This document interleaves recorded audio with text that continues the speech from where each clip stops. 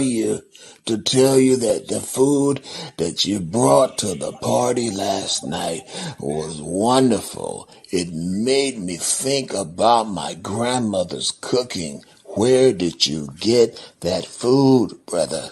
I went down to Thomas Rib Shack to pick up the ribs, but when I got there, I seen that they had more than just ribs. I seen baked chicken, fried chicken, corn muffins, vegetables, apple pie, peach pie, and I looked around and I seen a sign that told me that they got chitlins and oxtails on Sunday. All I can tell you, go down to 2931 15th Street or just give them a call like I did at area code 205-759-5010. Thomas Red Shack, Tuscaloosa, Alabama. Head on down to Archibald and Woodrow, some of the best barbecue in Tuscaloosa, Alabama, y'all. Right off of 4125 Greensboro Avenue, Tuscaloosa, Alabama 35405. You can hit them up at 205-331-4858. Also, you can find them at their other location, 1211 Martin Luther King Boulevard, Northport, Alabama 35476. 205-345-6861. Tastes so good, make you want to slap your mama.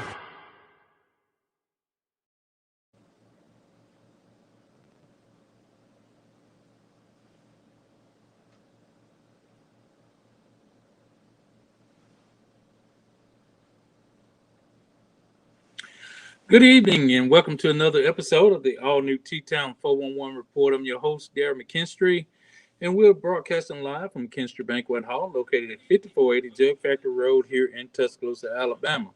We're also broadcasting live on Sound Booth Radio 106.1 and Sound Booth TV on YouTube. So please chime in on Sound Booth Radio and Sound Booth TV with our host, Mike Wilson.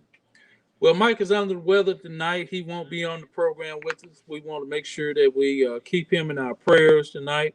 Want to make sure everything is going good for him. He called earlier and said he wasn't feeling good. So we're live here on the program with that. With that being said, as always, we go with our COVID update, which is brought to you by each and every week by Veronica Taylor. Veronica said on today, DCH Health System internal count as of 1:56 p.m. on November the 2nd. Yes, November the 2nd, 2021. There's 24 inpatients within the DCH system positive for COVID-19. 7 inpatients are positive for COVID-19 are being treated in ICU, and 5 or fewer inpatients positive for COVID-19 on ventilators.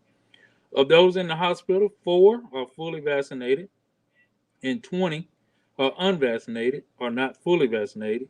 Of those in ICU, 0 are fully vaccinated and 7 are unvaccinated or not fully vaccinated. As always, we always go on the program. We open the program with a prayer for everybody. And if you would just join me for a quick prayer as we pray for the people that are sick in our community. Heavenly Father, thank you for this day. Thank you for this opportunity to come together. Heavenly Father, we want to give you all the praise, all the glory. Heavenly Father, right now we ask that you go into the hospitals right now, and we ask that you heal the sick right now, Heavenly Father. Send your healing hand down on the ones and they're suffering for whatever sickness they're suffering from right now, Heavenly Father. Right now, we ask that you continue to look over the doctors, the nurses, all the essential staff workers that at the hospital, the receptionists, and all the healthcare workers, Heavenly Father. Right now, we ask that you go with our government, watch over our police and firemen, and all our city workers right now, Heavenly Father. Right now, that we ask that you go with the bereavement families right now. We want you to go with Miss Zephyr Wells' family right now, Heavenly Father, as they lay her to rest. We want to thank her for all she's done for this community, Heavenly Father. Go with all the bereavement families right now. Go with the Martin families right now. Go with the Jones families right now. Go with Miss Gloria right now. Go with her family, the Smith family. Let them know that you're still in charge, Heavenly Father. We give you all the praise and all the glory in your Son, Jesus Christ's name we pray, amen. Tonight we got a very interesting program. We're going to have an exclusive interview with my good friend Tim Robinson and DeAndre X on the program shortly.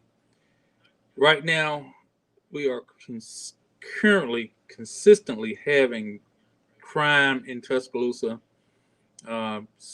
The shootings continue, the crime spree, the gun violence, whatever you want to call it, continues to raid our community each and every week as of right now. As soon as they call in, we're gonna put the number up. Just a second. We want y'all to ask questions. We're asking for solutions. We already know the problems. We've talked about the problems on last week. We had I want to thank my good friend Jasmine Hall, who came on the program with us. She was in Gainesville, Florida, telling us what some of the ideas that they have and shared some of the programs that they have. But we have programs here also. Just last week, on last Thursday, Jazz has shared with us that in Florida, the kids are calling in fake bomb threats to get out of class. And here it is on Monday, right here in Tuscaloosa, Alabama, we get a false active shooter call, which is not fun. That is nothing funny about that. That is very dangerous. It could have been a very, very, very bad situation, and I'm glad it didn't happen. But we're glad that that the school didn't showcase a active shooter taking place here in Tuscaloosa. And I want to thank our police department and all the officers that responded from the university and state troopers and everybody that responded. That just shows you that there is people that still care about our children here in this community. So we want to thank them for responding to the school. Thank you. Nothing ever happened. Nothing happened that way. But on last evening, on between 12 midnight and 1 o'clock in the morning, we there again have another young gentleman that is a victim of gun violence here in Tuscaloosa. We've had the mayor on the program. We've had the young people on the program. I highly been asking for programs for these nighttime, these evening hours. And I'm sure some people that have programs in either through the school system, through the church, whatever, 501c3s. But what we're needing a nighttime night watch program. Pretty much what we're looking for. And talking with Tim Robinson, which will be our guest tonight. His program, Against All Odds, is not afraid to be out during those particular times.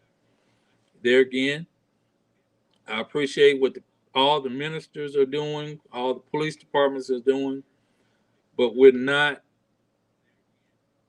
It's to the point where we got to have a 24-hour service. It's like 24 hours around the clock. We need to take care. We have a curfew in place, but we have crime still taking place at night. Here's the number, 205-826-7661. If you would put the number on, Carmelo, if you would put the number up so they can go ahead and call in, 205-826-7661. That'll get you in contact with us here on the program. And our guest will be calling in. I want you all to call in and ask questions. And I just want to say hello to Charlotte, Kimmy Washington, Leroy Rogers, Adam Doughboy. How are you all? Everyone that's chiming in tonight, Daniel Van Horn. Please call in, ask questions. Let's see, can we get this taken care of? Hey, Tim. Okay. Let me see, can I get DeAndre on with us right quick? We'll give him time. DeMello, if you would put up, Tim has made his way onto the phone lines.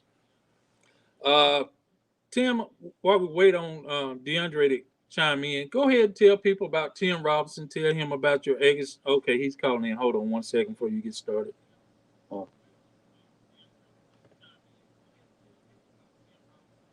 Hey, DeAndre. Okay, barely can hear you on your phone line then, on that one. Tim, you there still? I'm here. Okay, let me turn my volumes up so everybody can hear us. Okay, so they can hear you all. Um, Once again, I'm gonna give y'all an opportunity to introduce yourselves, tell about your program, tell about your the things you're doing here in this community. Tim Robinson first. Uh, Tim Robinson, Against All Odds Outreach. Um, with the program, we focus on a lot of different areas. We have a part that deal with at-risk youth, and we focus on Black males. We have a part that deal with just at-risk youth, males, and we have the part that deal with the adult at-risk adults, which are formerly incarcerated individuals, individuals that are on parole, probation, tied in with the system or been through the system, period. And like I said, we just got a formula, and we worked the formula. And like me and my other president, Aubrey Travis, we know it worked because we worked the formula on ourselves, and we have others that we worked it on. So, but the problem, like right now, what we're dealing with, it has nothing to do with that. It's those young people, and we just got a formula for that. I mean, just honestly, we just have a formula for that. But that's something you got to be willing to do. That's something you have to want to do. You understand? And you got to understand that there's a lot to lose when you're doing that, because we're not the police. They're not afraid to shoot us. They're not afraid to shoot your house up. They're not afraid to shoot your car up. They're not afraid to do none of the stuff that you see them doing. You understand? And so that's what I'm saying. It's not when you hear me talking about what it's going to take, you got to understand most of my budget, 90% of the budget, is it 90% of the budget is just payroll. Okay, Tim. It's just pay. Let me get Dion opportunity to introduce himself, and then we'll get into that right quick. Okay. My name is DeAndre X. Everybody pretty much know me as DeAndre X or DeAndre Dunn or Dion Dunn. Grew up in Rosedale Court. Presently, a member of the Nation of Islam under the guidance and supervision of the Honorable Minister Louis Farrakhan. And pretty much I'm just a brother. I don't have a label or a title. I like that the greatest title that I feel like I hold is brother. So that's how I'm presenting myself today, as a brother of the community. Okay. Well, Dion, I witnessed your talking. I witnessed your motivation to the community, and so I labeled you today as a motivational speaker. I guess Yes, that's the appropriate title that they give people. But I appreciate both of you for what you do, and I appreciate Tim's. Let me say this: Tim's Against All Odd program. Everything Tim has said, ladies and gentlemen, I have witnessed on my own with my own eyes. He has had at one opportunity or maybe two. He was at Oak Hill Alternative School Program, and he came in weekly, voluntarily. I don't think a pay was involved, and everything he shared with these young men, and I think DeAndre came also, and some other brothers, Alonzo, and several other people that wanted to make a impact on young men. Now, I'm a police officer at that particular time. These were gentlemen that had went to prison and gotten out. So what better test or what better testimony can you not hear to deter the crime or the lifestyle of crime that will lead you to prison? But I witnessed this, and I don't know if Tim understood why I was just listening and never participated. But everything he told them, these young men and young women, he was giving them the answers to life. And what I mean by that, he admitted to his wrongdoing and he's corrected it. Each one of the gentlemen that came owned up to their wrongdoing and corrected themselves and made themselves positive citizens in the community. Some of those same young men, Tim, are now in graves, and some are in penitentiaries. That's right. Your program is not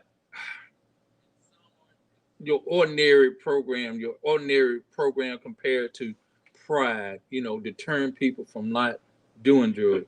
Your program is a grassroots program that's boots on the ground, I guess you could say, in the neighborhoods. Don't mind dealing with at-risk youth that ends up in juvenile detention or being arrested or what we call future criminals or future inmates of America. So I witnessed this, and there are several young men and young women that I do know that took advantage of your advice, of you all's advice, and they're productive citizens. I see them throughout the community working. Some joined the military. Some has went far as college.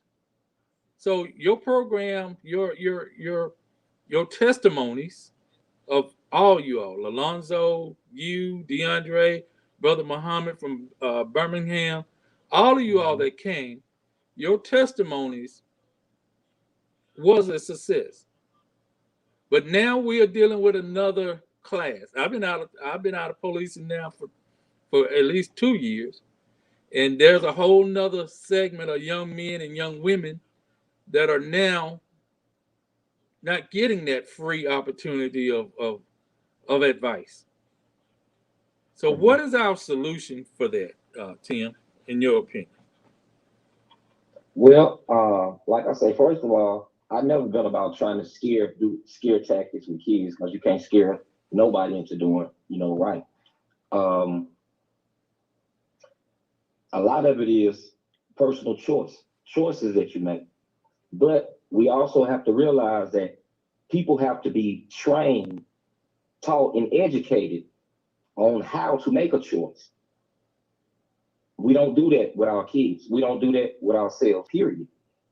With what we have going on today, it's not just Tuscaloosa. If you look in the news, you'll see it's in every city, especially in Alabama. It's in every, major city in Alabama. And it's not going to involve talking. It's not going to do it. Walking through the neighborhood constantly is not going to do it. I mean, there's a strategic plan that has to be done, and it's not like it's not just hire people and we about to go out here. No, there's trainings, certifications, classes. There's a whole lot of things that the people we hire are gonna have to go through.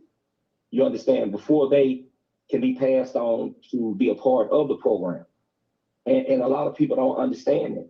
There's a lot of studying, there's a lot of work, there's a lot of late night, there's a lot of connections that have to go on to know what's happening like right now. You understand? Like, I'm 47, man, but I still have a connection with 15 and 16-year-olds in the streets because I have to. Because the minute I stop having that connection, the minute I stop being the one that can answer their call when they need to talk, or they get stopped by the police and give my name, and they really ain't did nothing bad, and the police will call me. You understand? It takes all of that and a whole lot more, because you got to have a respect, you got to have a trust more than anything, and that don't come from just working. But there are people that are already, they already have the first 2 steps in order to be able to deal with them young people. But it's some other things that need to go with it. And I mean, like I said, it's not hopeless.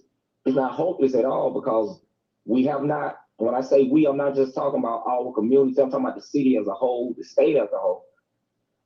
We have not thrown 30%, not even 25% of energy toward trying to calm the problem down. I can agree with you. I don't think there's been a full-fledged effort from the whole community. I'm talking about myself, everybody else that's a part of Tuscaloosa, because one thing DeAndre made me aware of, and he can talk about this more. One slice of the pie that we're not utilizing or has not been utilized is the media. Anytime, if you looked on the last week or two on the news, the movie about this cowboy that where the star shot the film director. Every morning there's something on the media about that shooting that took place during the making of that movie. The media is constantly talking about it, and Right. that makes a big they make a big issue out of it. So Right. why is it not an issue about all the crime that's taking place in our community from the media? DeAndre, talk to me about that. You made me aware of that. In my opinion, one of the reasons why it's not in the media, you said the key word, and I like to be straightforward when dealing with what I believe to be the truth. You said the key word, our community. Mm-hmm. That's why it's not being dealt with in the manner that it should be dealt with media, because it's not their community, it's our community. So they're not going to flood the airways with a problem that not directly involves their community. So it is our community. As long as it's our community, it's everyone else is safe. As long as it's just our community, but that doesn't generate funds. But it doesn't generate funds. What's going on in our community is not generating funds for the media, and this is why it's important that we Facebook, he be this, he be one hand in it, because I'm tired of meeting. I'm done with meeting. I'm done with marching. I'm done with all of that, because it's things that have to be that we got to do. We got to quit being like Lazarus, sitting at the gate of the rich man, begging for the crumbs that fall off his table. We got to get our own school. We got to stop talking about what's going on in the schools, and they won't give our schools this. They won't give us that. They won't. We got to get our own, where we can make the decisions. See, when we was coming up, our folks told us like this: when we felt like something wasn't fair, when we felt like they rules was unjust, or we were too grown to be living up under those rules and regulations, what your folks told you?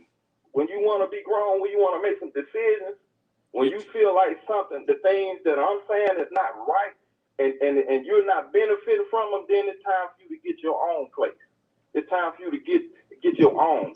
See, we don't like that type of conversation, because it calls for sacrifice. It's time for us to get our own. Everybody else has their own. We look at that, and we'll talk to each other about that separatism. You teaching separatism. You teaching hate. No, everybody else has already done that, Darryl.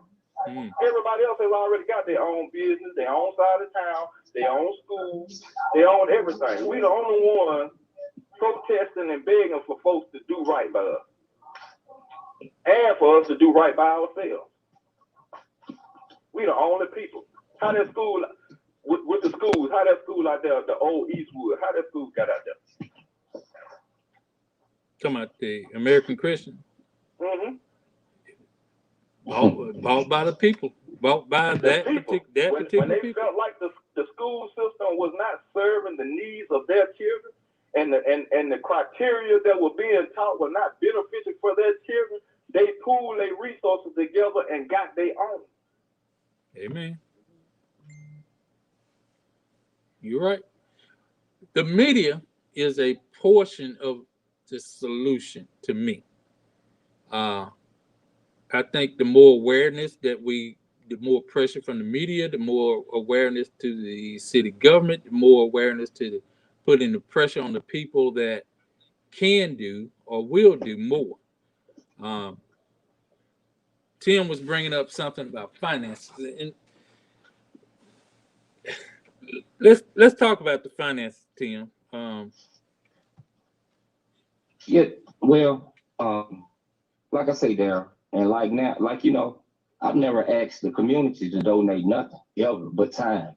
You understand? So I did. Me and Aubrey, a few more people. Like I said, we did it the hard way. We wanted to really know like what's really gonna work. And you got to understand, we've done different tests in Tuscaloosa.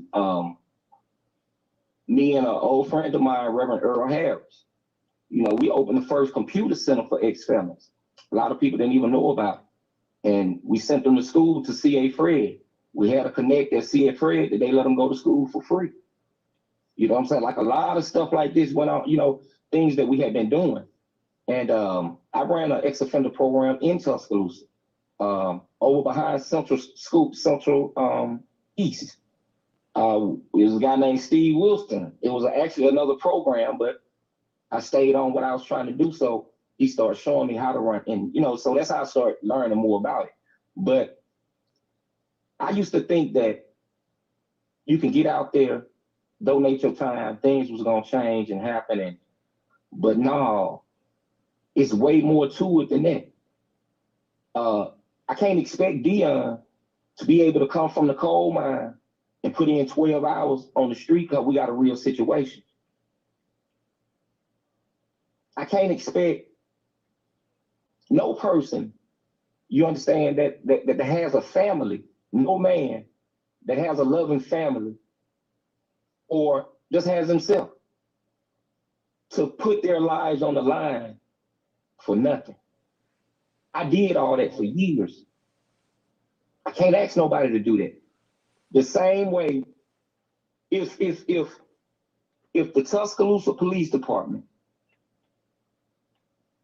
would go to work for the next 365 days for free, without a vest, without a gun, and without that badge, go do the same work, put their own gas in the car, still pay their own bills. If they would do that, I would shut up and I would never do this work again. No one's asked to do anything for free but Black people. And when we refuse to do it, then we're lazy. But don't our Black women have a saying? Don't they have a saying saying, know your worth? When you know better, you do better. And that's what we have to stand on. And when we're talking about finances, I don't ask the people to finance. Now, I know everybody got a lot going on. I honestly, and what it really takes, the people can't finance it. They're not going to finance it. And that's just reality. You understand? That's just reality. But the people don't have to finance it because that's why FICA and all of that is on your check. That's why we're known as taxpayers, because those tax dollars come out your hard working hours to take care of problems in your community. So I shouldn't have to ask the people of the community to foot a bill that they're already paying on. $5 million a year is just a drop in the bucket. And that's at the minimum of a program.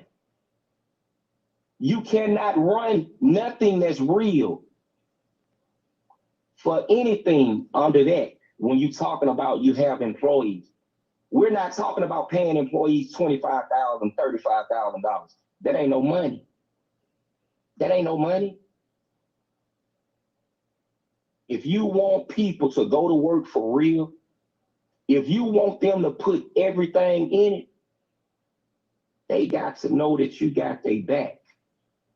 The same way police leave out their door and their life on the line, Man, our life be on the line doing this. I done had cars shot up, all type of stuff. The police know that. I just don't go to them. This is for real. And this was back then. So what we're talking about now, how dangerous do you think it is? How dangerous do you think it is?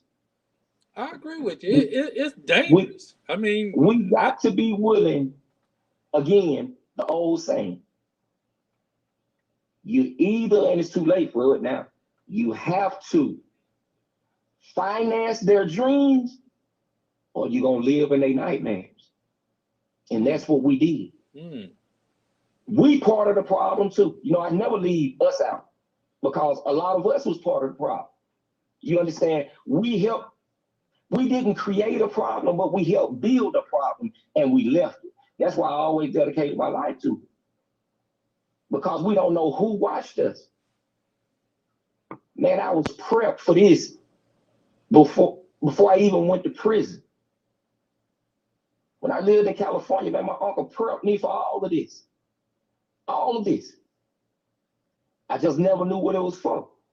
When I went to prison, I started building my program in prison because I started seeing dudes in prison younger than me.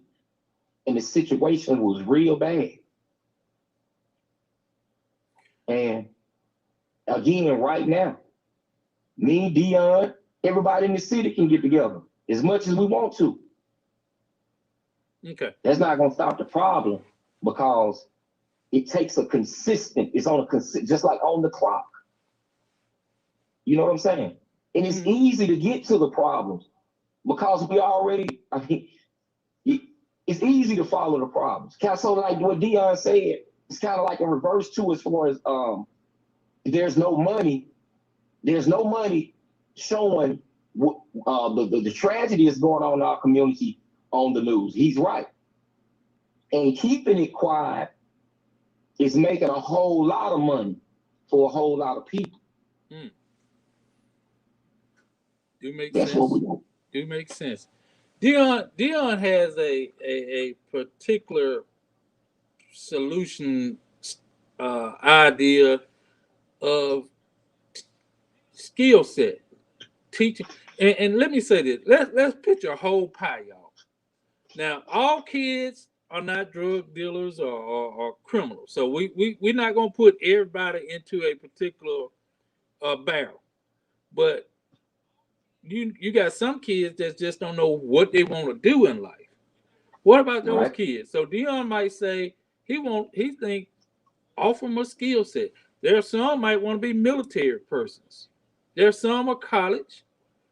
And this is what I used to tell my kids. Some people are just college bound. Some people are skill bound.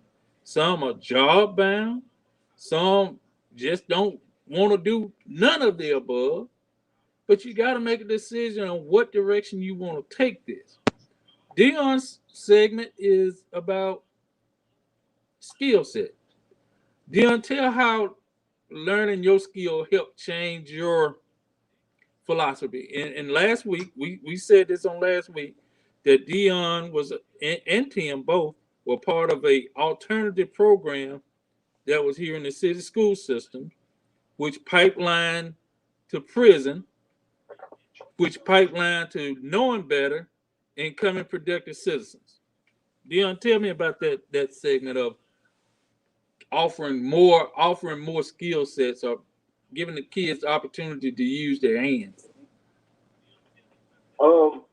With me, what helped me upon my returning home from the streets from prison was my skill set. You know, my ability to use my hands and to create and build things. But before I could get to that, you know, it's a lot of talented young men out here. I was talented. I had skills and talents and building stuff before I went to prison. But before I could tap into those things that was in myself, I had to learn who I was. I had to learn what was my aim and purpose in life as a man. I had to learn to love and respect myself and to love and respect others. So it's a process that I had to learn before I could tap into what was already in me. It's a lot of debris had to be cleared away before I could use those skills. Like I said, it's a lot of young brothers and sisters out here that have great skills and talent, but we still see them ending up doing things that they shouldn't be doing. I was one of those talented. I could have went somewhere playing sports, but I didn't know who I was. I didn't know my aim and purpose. It was key things missing out of my life that caused me to make wrong decisions, poor decisions, and decisions where I just wasn't thinking. So once I got myself together, got my mind in the right place, then I was able to tap in to those talents and utilize them and make them be a profit for me and my family. But before, they just was something to do. So it's things that have to take place before you can put somebody on a job. Because if you put somebody on a job, if you would have put me on a job, a good job before I went to prison, 9 times out of 10 I would have blown that job. I would have got fired. I would have stole something and didn't have to off the job. I would have did something because my mind wasn't right. So the real benefit came from the changing of the scripture of the spiritual way of saying is the renewing of the mind. But I had to have a mindset change about life, about myself, and about life. And in my opinion, that's where we have to get with these youth, because that's what we're talking about today. And I like to deal with words, and I like to deal with the definition of words. So we're dealing with tonight the solution for our youth problems. The definition of the word solution is a means of solving or dealing with a difficult situation.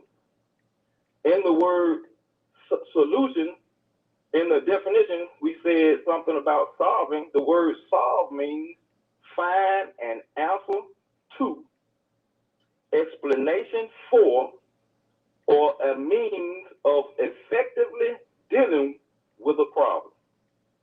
Now, the definition of the word problem is a matter or a matter regarding as unwelcome or harmful and needing to be dealt with and overcame.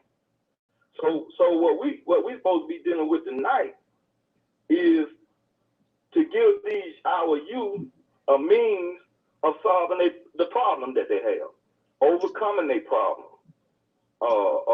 giving them an effective way of dealing with their problem. So we have to go and say, what is the problem? What was my problem?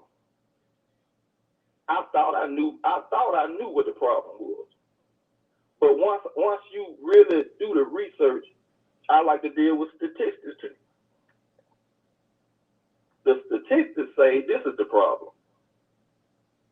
And I want to read something for you. Let me see. The statistics say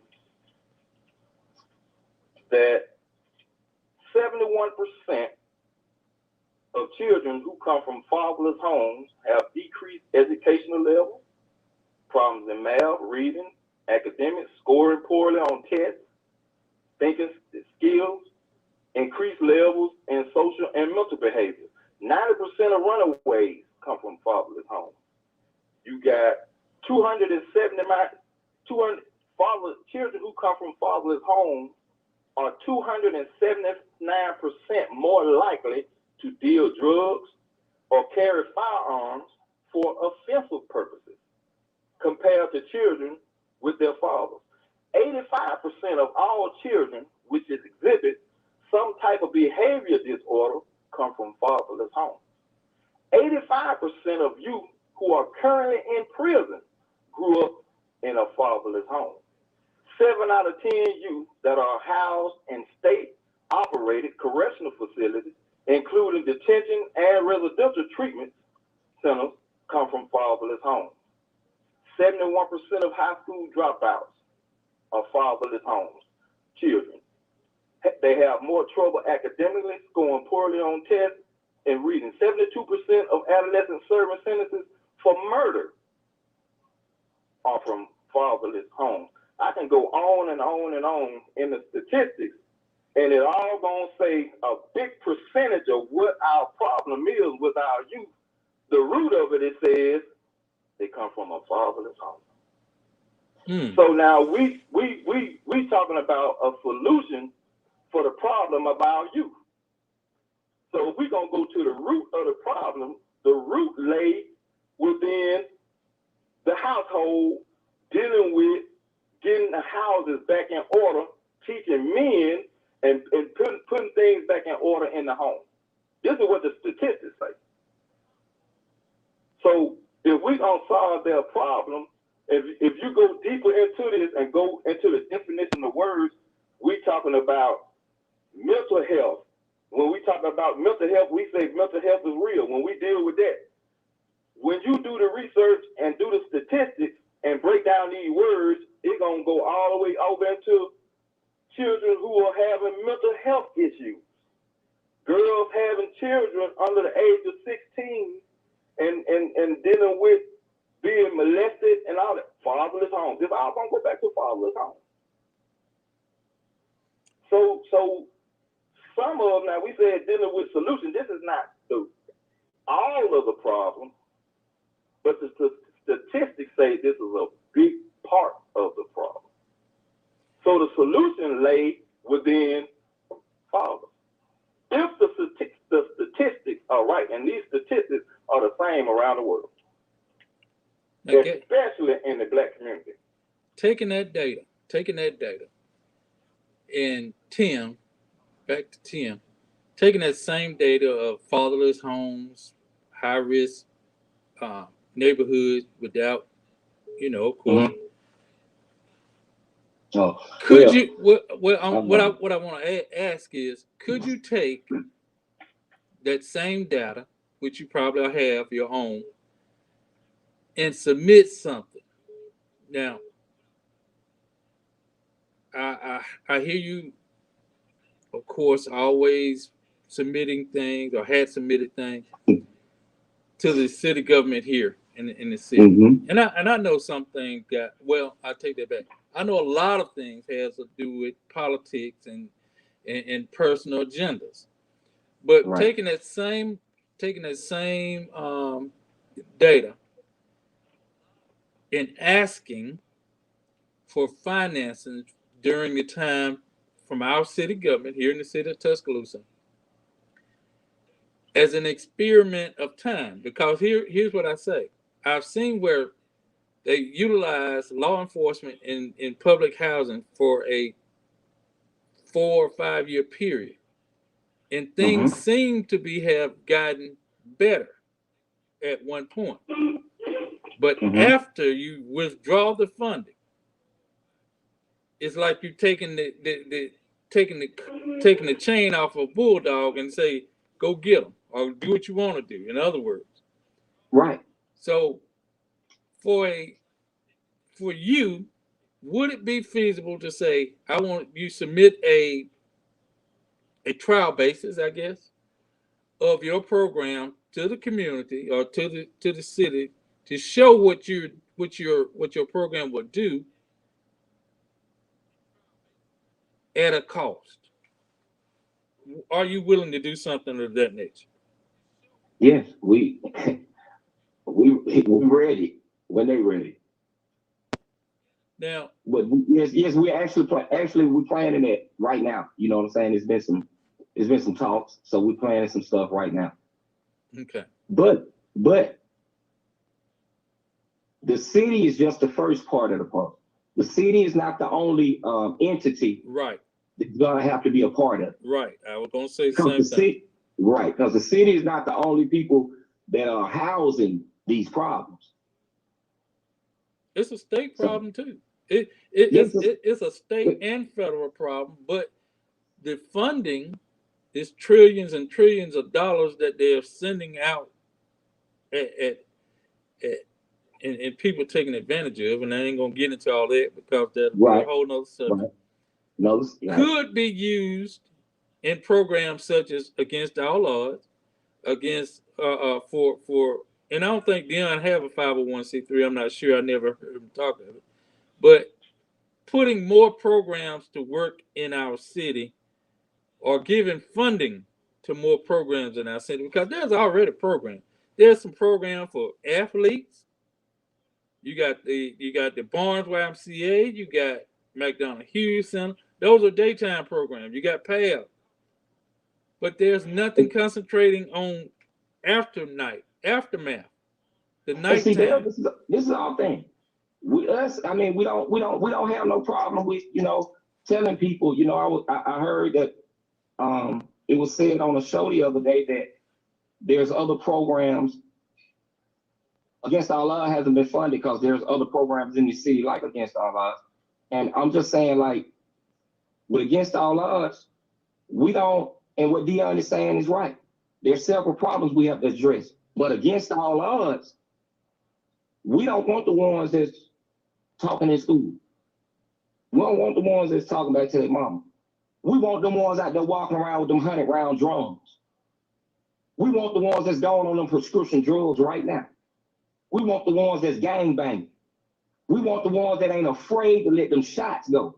Them the ones we after. You want The the ones piece. coming home from prison that was young when they left the street and probably old when they come back or young when they coming back and as crazy as ever. We want this. We want the problem. You want the You know what at I'm saying? risk. We want the problem. You want We the want. you Yeah, want that's what we want. you That's want what the Against piece All of the Odds pie is that they doing. call at risk youth, young adults, pretty much. Cause we talking about 18. Well, no, I'm gonna drop that down. When we 13. say at risk, usually we start at the age of 11. Okay, 11 to 25, 27 sometimes. But yeah, that's the piece of the pie you want. Yeah, we want the, and that's what I'm saying. And I'm not knocking nobody, although a lot of people can do a lot better because, and I'm not talking about with these, but I'm talking about with the ones that potentially turn into these, the ones that can catch them before they get to these, and we can catch them. But like you say, it's a lot of work. So other people have programs, right? But I'm not understanding, like what Dion is saying with the skill set thing. And I've said it many times before, we got a multi-million-dollar just sitting on the west side of Tuscaloosa. We got a multi-million-dollar sitting over there on the west side of Tuscaloosa, $1 million facility with everything in it that can teach skills during the nighttime. Dion know how to teach Auto body shop. auto body and upholstery. Mm-hmm. Huh? I mean, that's a multi-million-dollar facility that teaches kids or whoever skills that's needed today in the industry. But yet it's sitting in the heart it's sitting over there on the shitty side of town. You understand? Mm-hmm. Excuse my language. Mm-hmm. It's sitting on that side of town collecting dust. Kids dying at night now. That little 13-year-old boy, he probably could have been in Dion or somebody else's class during that time of day, because don't no church want to open up a program for the kids that don't go there. You understand? Don't nobody want to open no program besides a sports program. So it needs to be somewhere for them kids with the idle minds that want to learn something. You understand? Like they see Dion in his car, they want that. But if you don't show them a way to get it without the streets, then guess what's gonna happen? So that's what I'm saying. All this talk they be talking about when something happen about coming together and all that. No, man. Everybody just do what they do. But everything that's needed is already right there. They just won't make it available to us. All of a sudden, the schools can stay open longer than 4 o'clock and the buses can keep running. Mm-hmm. All of a sudden, that's happening. Again, and I reiterate the same thing. We got a multi-million-dollar facility sitting over there that could teach, man, y'all understand what I'm saying? So, and and those are like with the Dions, I don't think what he was saying the other day. We'll bring him to a point that we send him to him. The same thing me and him used to do. Some young dudes, I cats and all that, whatever, take them up there, talk to him. They want to learn to skip. Come on, it's easy. He know, but they gotta want to. Like I say, we want the problems. We want the shooters. We want the drug, the ones that's hustling, scam. We want them. Them the ones against all odds go after. And that's what I'm saying. We have we believe in babysitting. We believe in holding their hand. If I got to walk with them, I'm gonna walk with them. You understand? We got to go up into this parole law, the probation law. I got to take you to this job. We believe in babysitting because we know the importance of it. You understand? And we don't expect nobody else to understand it. We don't expect nobody else to want to do it. We respect everybody else's position and everything that everybody else want to do.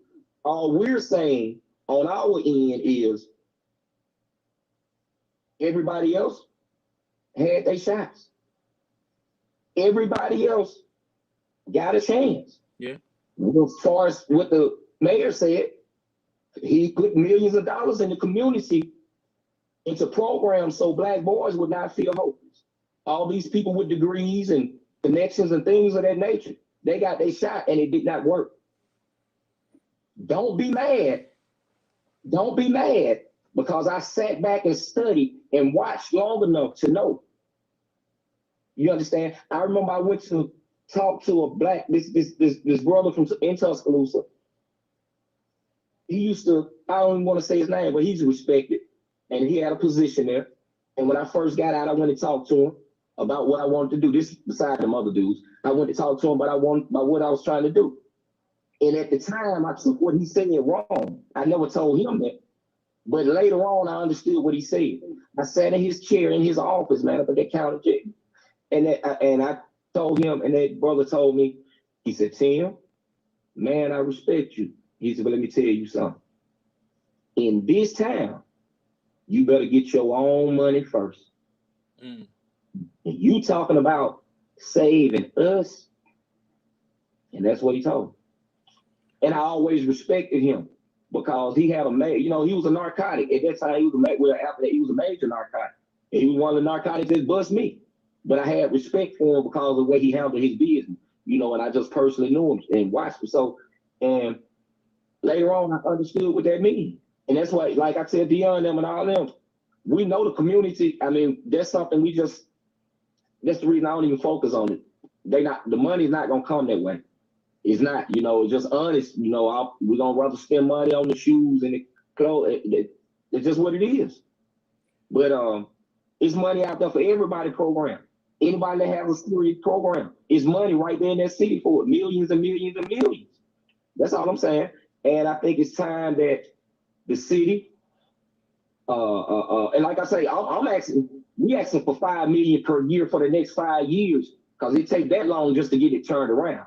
If anybody understand anything about the way it really works, that's just for the next 5 years. I mean, and on, and like I said, there's other entities, but I feel like Dion and anybody else that has a program or ideas that they feel work, hey, submit it, because I feel like all of us now, we need the shots. Everybody else done had the chance. All the preachers, all the whoever's and all of those people, and they failed miserably. Thank you for what you did, but they failed miserably. That's all I'm saying. So now let the people that know and say and willing to dedicate their time and whatever to it, let them get the shot. That ain't no money. They know they playing with $2 million a year going to the juvenile detention center. So that's all I'm saying. Let's see, can we get some calls? We'll take some calls from the from the audience, people that would like to call in. Call 826-7661. I see Mike has joined the program. Maybe he will take phone calls if he can, but he's not feeling well. So please call 826-7661 if you have questions for Tim Robinson or DeAndre on the program. And I see that there's several women that are watching this program tonight, and let's not leave out the young ladies, because from my understanding, it was young ladies that might have called in the incident that happened at Central High School the other day, on yesterday. I'm not sure if that's true. I don't have my facts on that, But someone mentioned and said there was some young ladies that did, or a young lady that did it. And let's not just think and focus on at risk young men, because there are at risk young women that are in prison behind young men. Let's keep that in. Let's keep that uh, out here on the thing too, because they learned or they took charges that they didn't think was um, that they could go to prison for because of the boyfriend, or holding for the boyfriend, or No, some of them did it just because they gangster. and some did it because they were doing it. Yes. Well, let me say this now. I will say this. Shout out. I ain't gonna call their names because they don't want me to call their name. Mm-hmm. But shout out to the team. We got a team of females that do exactly what we do down there. So when these killings happen, the mothers, we got women that connect with it. It's just nobody's business. They connect with them, especially when something happened with the younger ladies. The murders and the things of that next thing. We got people that connect with them, and people that's just like us, like me and Dion. I mean, them different kind that do that behind closed doors. But women just more. They really like to stay because they don't want me bringing their names up. Like they really just like to stay quiet, but they really moving. Like I'm gonna honestly say that they are really moving. Like they really doing stuff. They connecting with, what I'm saying, with the ladies and with some, all the young ladies that's been involved in some. I think a lot of them have already reached out and connected with them, and so that's going on. And but all of them, they work and have their own businesses, so their time is consumed too. And that's what I'm saying. That's why funding is important.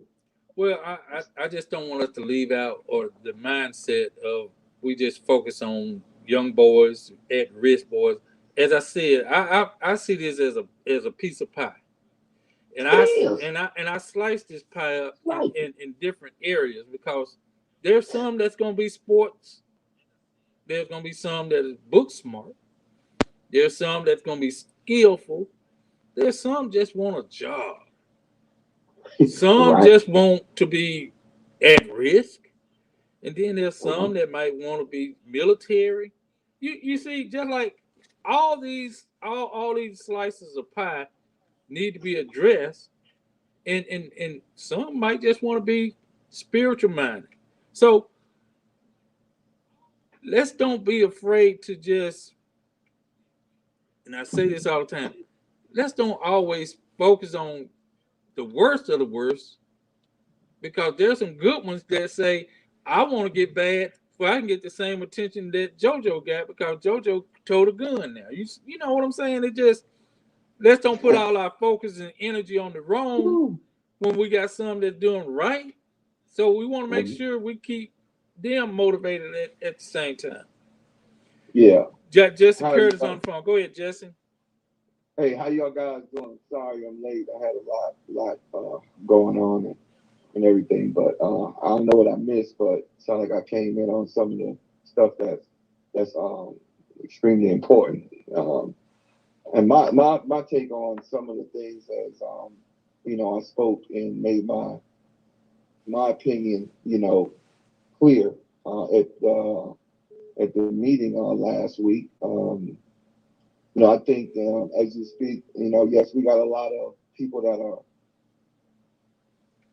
a lot of it at risk. True enough, but as I was saying last week at that meeting that we had with the city officials and everything, that we got to get more into the proactive mindset. I truly believe that, and understandably, not trying to leave anyone behind by no means, because we got to reach out and always have our hands out to all our youth. But we have to really start at a young age with our kids, because it's like habits are created, and you got people that are like in the fitness, and they say you once you get into fitness, just to say, and you do it, it becomes habitual. and it becomes a part of your daily being. And one thing about good behavior, it has to be taught and it has to become habitual. It has to become a part of our kids' daily being.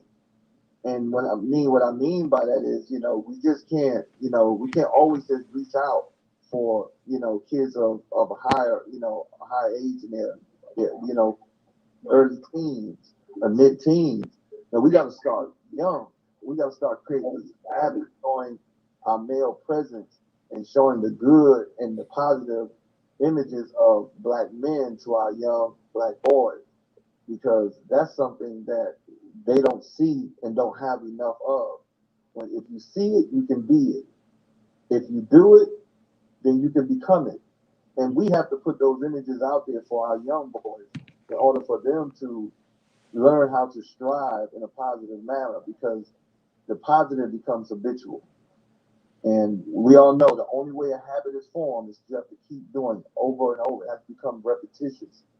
And so all I'm saying to our gentlemen on this panel is that, we got to start getting in these schools. We got to go and have some sort of dialogue with the principals, and we got to make our presence in these schools known. I say this, I say it again. We have to get ourselves, because a lot of those kids in these schools, these young boys, and I hate to keep bringing up the young, they're the ones that are needing the images in front of them all the time. They need to see some black men, some brothers that are very interested in them and very interested in them becoming positive, civilians and students, and showing them positive male figures. Now, Jesse, that's all.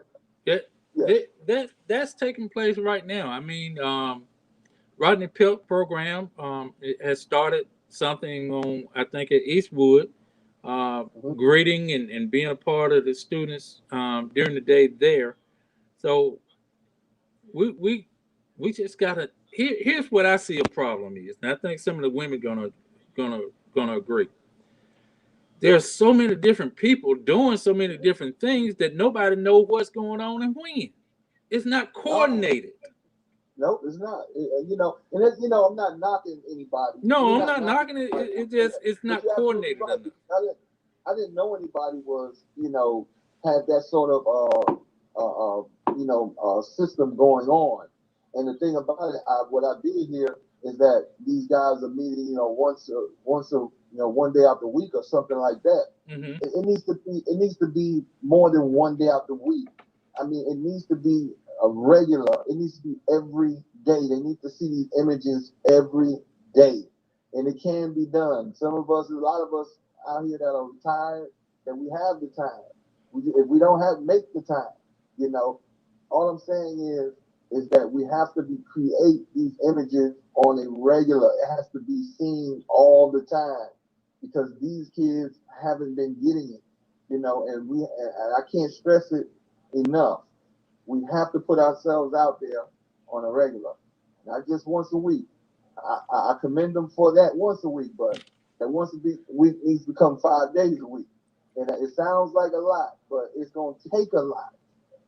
It's going to take a lot, even if it sounds like it, because it's going to take a lot. It's not a one-day thing. We can't change this by showing up one day out the week. This has to be regularly seen, because our kids see negative things on a regular basis every single day. Well, here's a suggestion, or what I think. The city schools have 10 elementary schools, 3 middle schools, and 3 high schools. That's just the city of Tuscaloosa alone. Mm-hmm. You and your retiree organization or volunteers adopt a school to do this, mm-hmm. and share among us the school, the days or the hours that you all will be fulfilling that vision, or being your presence at that particular school. Now, don't everybody take Martin Luther King, because you got African American kids that go to Alberta, Vernon. Mm-hmm. You see what I'm saying? Just don't eliminate because you feel that, oh, Martin Luther King need 20 different programs over there in Alberta don't, or Crestmont don't, or Oakdale don't. In other words, share.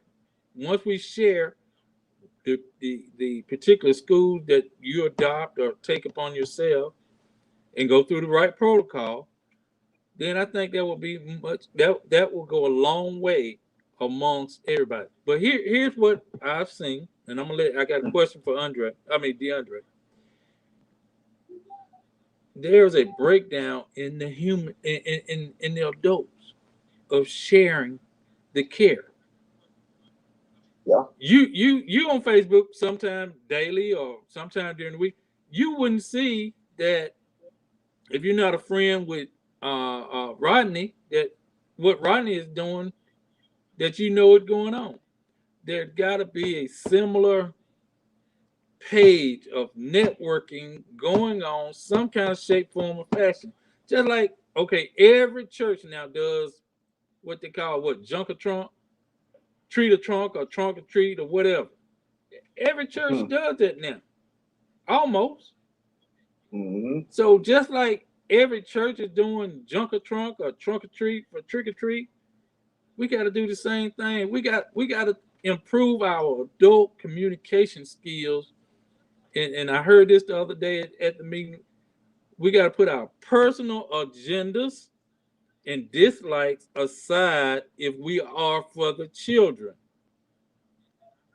Now I'm gonna say that again. Put your personal agendas and dislikes aside. Tim has made it known he wants to work with the at risk, at night, or when. Dion has made it known that he would love to work with kids that want to learn skill sets in upholstery or and I'm pretty sure it's somebody that can teach HVAC, somebody out there that can teach welding, somebody can teach carpentry, automotive mechanic. In other words, we need to communicate the opportunity, but we got to get together as adults and present something through the proper protocol to get these things done. Tim said something very interesting. There's $1 million building that's only utilized between 8 and 4 every day, Monday through Friday. But it has all the technology and things you would need to teach welding, all the things you need to teach about upholstery or welding or HVAC or even law enforcement and firefighting. It's over there. But we got to go through the proper protocol to see what we can do as people to have this opportunity brought amongst our school system after 4 and on weekends. Absolutely. DeAndre. Yes, sir. What would it take? Because say if you want to just say, look, I got every Saturday available or 2 Saturdays available out of a month that I want to train young men or young women upholstery or car upholstery. What would it take financially, or would it be something strictly voluntarily? And how would you get the word out to people to do this? With me, it's voluntary because I love what I do, and I learn freely how you receive, freely shall you give. I learned how to do upholstery free. The old man that taught me how to do upholstery, I went up to his shop and worked for free for a whole year. All I wanted to learn was the trade. I wanted to get better at the trade. So it was given to me free, I feel even swap ain't a swindle. I gave him some free labor. He gave me some free knowledge. Gotcha. So I'm in that same position now, you know. But the networking is going to have to take place among those who are already in place. Meaning that you find out about Rodney Pelt through DeAndre X, through a Tim Robinson, through a Adam Doughboy Robinson, through all the other brothers and sisters. But we got to come together. Mm-hmm. Like you said, we the network. See, what if the media don't give us no media time? That's what we true. Gonna do? What if, see, that's what we got to deal with. What if they don't give us the funds? Then where we go? What we do then? You see what I'm saying? If we put all our eggs in that basket, which we have been doing for a long time, we put all our eggs in, and I'm not against getting the money. I'm not saying that. But we have to deal with what if they don't give it to us? Are we going to just keep on asking when there's work to be done? When there's lives that need to be saved? See what I'm saying? So what if they don't give it to us? Then we got to do like everybody else. Pool our resources together and do for us what we asking people to do for us, what we can do for ourselves. That's where I'm coming from. If they don't, then where do we go? Where do we get the money from? If it's gonna take a certain amount of money, where do we get the money? We got the money. We got the money. If it's money, and me and a young brother were talking yesterday, and he was talking to me about the money, get these young people some money. This and we just got. Look at all the money we just got during COVID. Look at all the money. But guess what? The mindset is not there to unify, to pool resources like other people. Other peoples can have been warring with each other. But when it's time to deal with their children, when it's time to deal with their livelihood and their families, they'll put their differences to the side and pool their resources and handle business. We got to get that same mindset. So if they say no to the $5 million for 5 years, if they say no to the giving us the building over there on the west side, we got carpenters, we got electricians. You see what I'm saying? Just like they pooled their money and redid Eastwood out there, bought that school out there, and did what they did for their children. But we got our mind. We got the money. We get the money out the community. But Dion, this is the thing you got to understand. Hold on.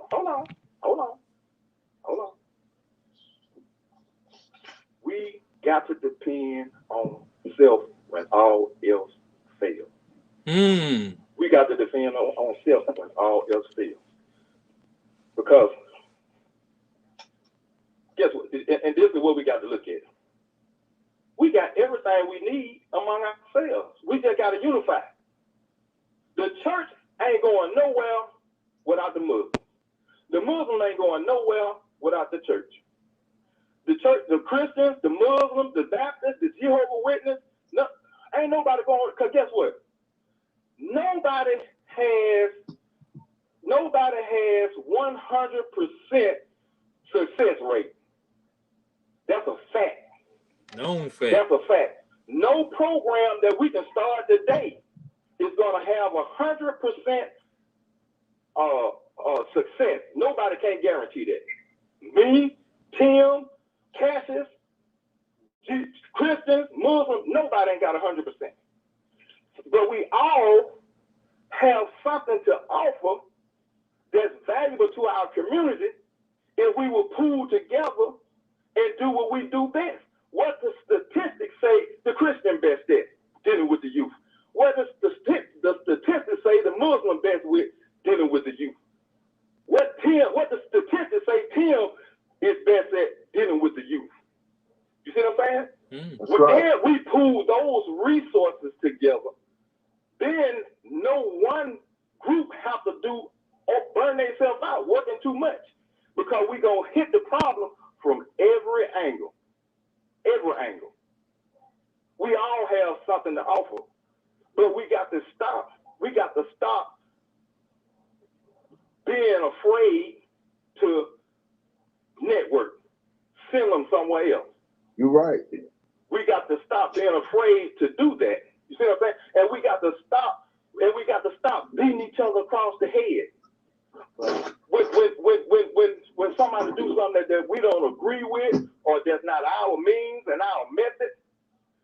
because the fighting amongst ourselves, while we doing that, our children dying. You see what I'm saying? While we fighting amongst ourselves, our children are dying. But guess what? We all making a difference. I can't say the church ain't making a difference. I can't say Tim ain't making a difference. You can't say Brother Dion ain't making a difference. You can't say the Muslim ain't making a difference. Just because everything that's being done and not put on Facebook, because guess what? And then we have to stand up for one another. I'm gonna humbly say this. I know when I go into schools, I be affected. Because every time I go talk to a class, couple of 4 or 5 of them gonna send me they're gonna find me on Facebook and send me a friend request. You see what I'm saying?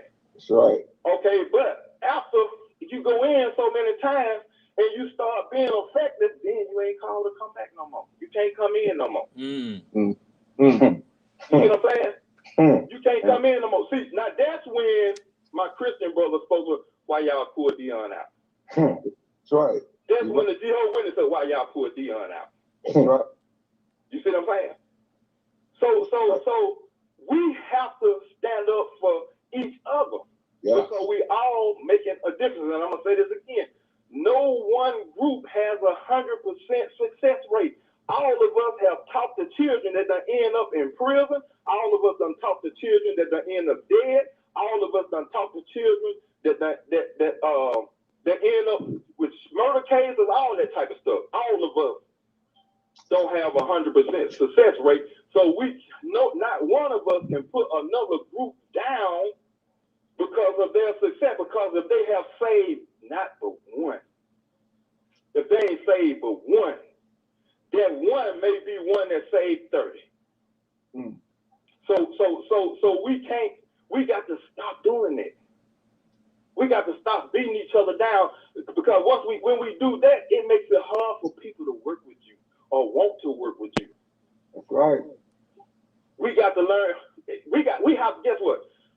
It's all right to disagree, but it's just like in the home when the father and the mother disagree, they're supposed to disagree behind closed doors. When they come out that bedroom, all the children are supposed to know that they on one accord. That's right. And as leaders, that's how we have to be. And we have to stop the youth. The youth be confused. I talk to the youth, they confused. Because one of the brothers saying, man, when I was in prison, I was studying with some of the brothers and this, that, and other. But then when he came home, his mama told him, stay away around them Muslims. They don't believe in Jesus. And then he got around their people, stay away around them. But while he was around the Muslims, guess what? He was changing his life. And it'd be the same way with Christians. Hey, them folk brainwashing y'all. Stay around. But they was in the process of cleaning up their life. But somebody will come behind them and mess them up, and then they get confused, and then they don't want nothing. So this part of the solution to our problem, youth, is the leadership and the way we deal with each other. The mishandling of one another, the mishandling of a powerful individual and a powerful group, because the Christians is powerful, the Muslim is powerful, the Jehovah's Witness is powerful, the Catholic is powerful. Look, everybody has something to offer that can change somebody's life overnight. So once they start the process, somebody else get in their ear and tell them that ain't the way. Leave that alone. And we do that with each other. Yep.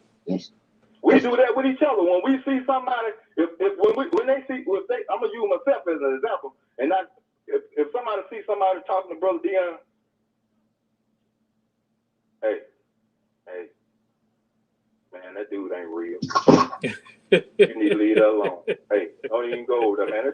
When the last time you seen him in the community? When the last time you see what I'm saying? Right. That's it. Then we start planting seeds in a head, and guess what? I might have just had the brother on the verge of changing his life. On the cusp. Then somebody planted a seed in his head and confused him, and now he don't want nothing. Yeah. That goes goes on all the time. Let's take this financial situation. Let's take this for example. There's 100 men that donates $100 for 12 months. That comes to $1,200 a month per person times 100. No, that's 12,000. That's 12,000. No.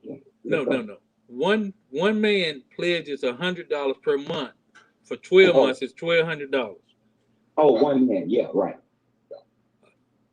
100 men at that same amount is 120,000. Mm-hmm. But you take that same amount times 1,000 men, you got $1.25 million. And that's good. And I would say I hope y'all do that, Daryl. I mean, because this is something that $1.some million, that's enough to run those type of programs that Dion and them want to do. For us, men against all odds, we want them $5 million. Community can take care of y'all, and it works fine because they can constantly see what's going. You know, I'm not trying to be funny, but we on the net for them $5 million. We really need a whole lot more than that. You know that, Daryl. But we on the net for them $5 million. Okay. You understand? Because we not coming to play games. What I'm saying, I'm not trying to be funny. I'm not trying to be funny. I've done the school thing. I've done the community thing. I've done everything that I needed to get I've done everything that I needed to create what we have. I'm gonna just say it like that. To create what we have. Now, I've done everything we need. Listen to what I brought my example up for. That 1,000 men, if you multiply that times 5, that's $6 million. Yeah, so that's good. Now, I told y'all last week I had an idea that I wanted to present. Do you think there's 5,000 men in Tuscaloosa that would donate $1,200 to combine our sources, our financial resources, to pay for this program that you're talking about will work? Hey, listen to me, Daryl. No disrespect to you, no disrespect to none of my people. I don't want nothing from my people. My people pay enough when they pay them high taxes down there. When they paying the water bill. You understand? When they paying everywhere they go, they pay enough. Again, I'm not trying to be disrespectful, but no. I want the same thing they done gave Pride, the same woman that was on the school board when she was getting the money for her program being in the school.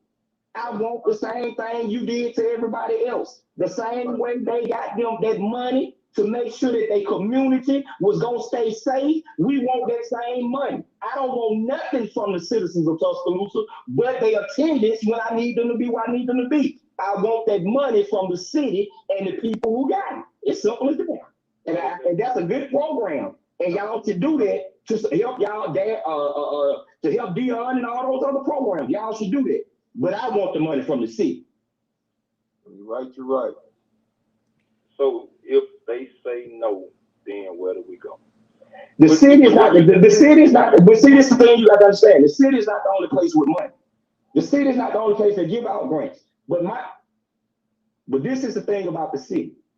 See, our people got to understand this right here. See, we only turn our heads and say we should do for ourselves when it comes to going up against them. Mm-hmm. You understand the powers that be, and the powers that be ain't just white, because it's a lot of Negroes down there that's stopping it. And Dion, I'm with whatever. We can in the community. We can. What we done did. Hey man, I'm gonna keep it for real. I don't want to do nothing with most of them preachers because they the ones that stood in my way.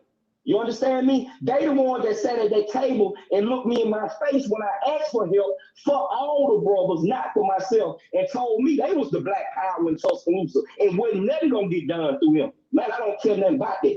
Too much blood done been shed, and I'm not trying to heal it. The same way Matt Austin asked for that $47 million last week to put the city in debt and another 30-some million. We want that money. Whoever you've been giving them community block grant funds to, because they supposed to go to the poor community. You understand? They're supposed to be community centers, not life centers. You understand? Whoever you been giving that money to, you better go get a receipt for it, or you better get it together. And I know you're listening to me. And everybody know I ain't got to stunt, I ain't got to play. I'm not playing no games with them. Do you understand? You don't know who these little people is that done been killed, and you don't know if one of them meant something to you. Y'all gonna get that money up, or it's gonna be a major problem. And I ain't talking about no problem from the streets.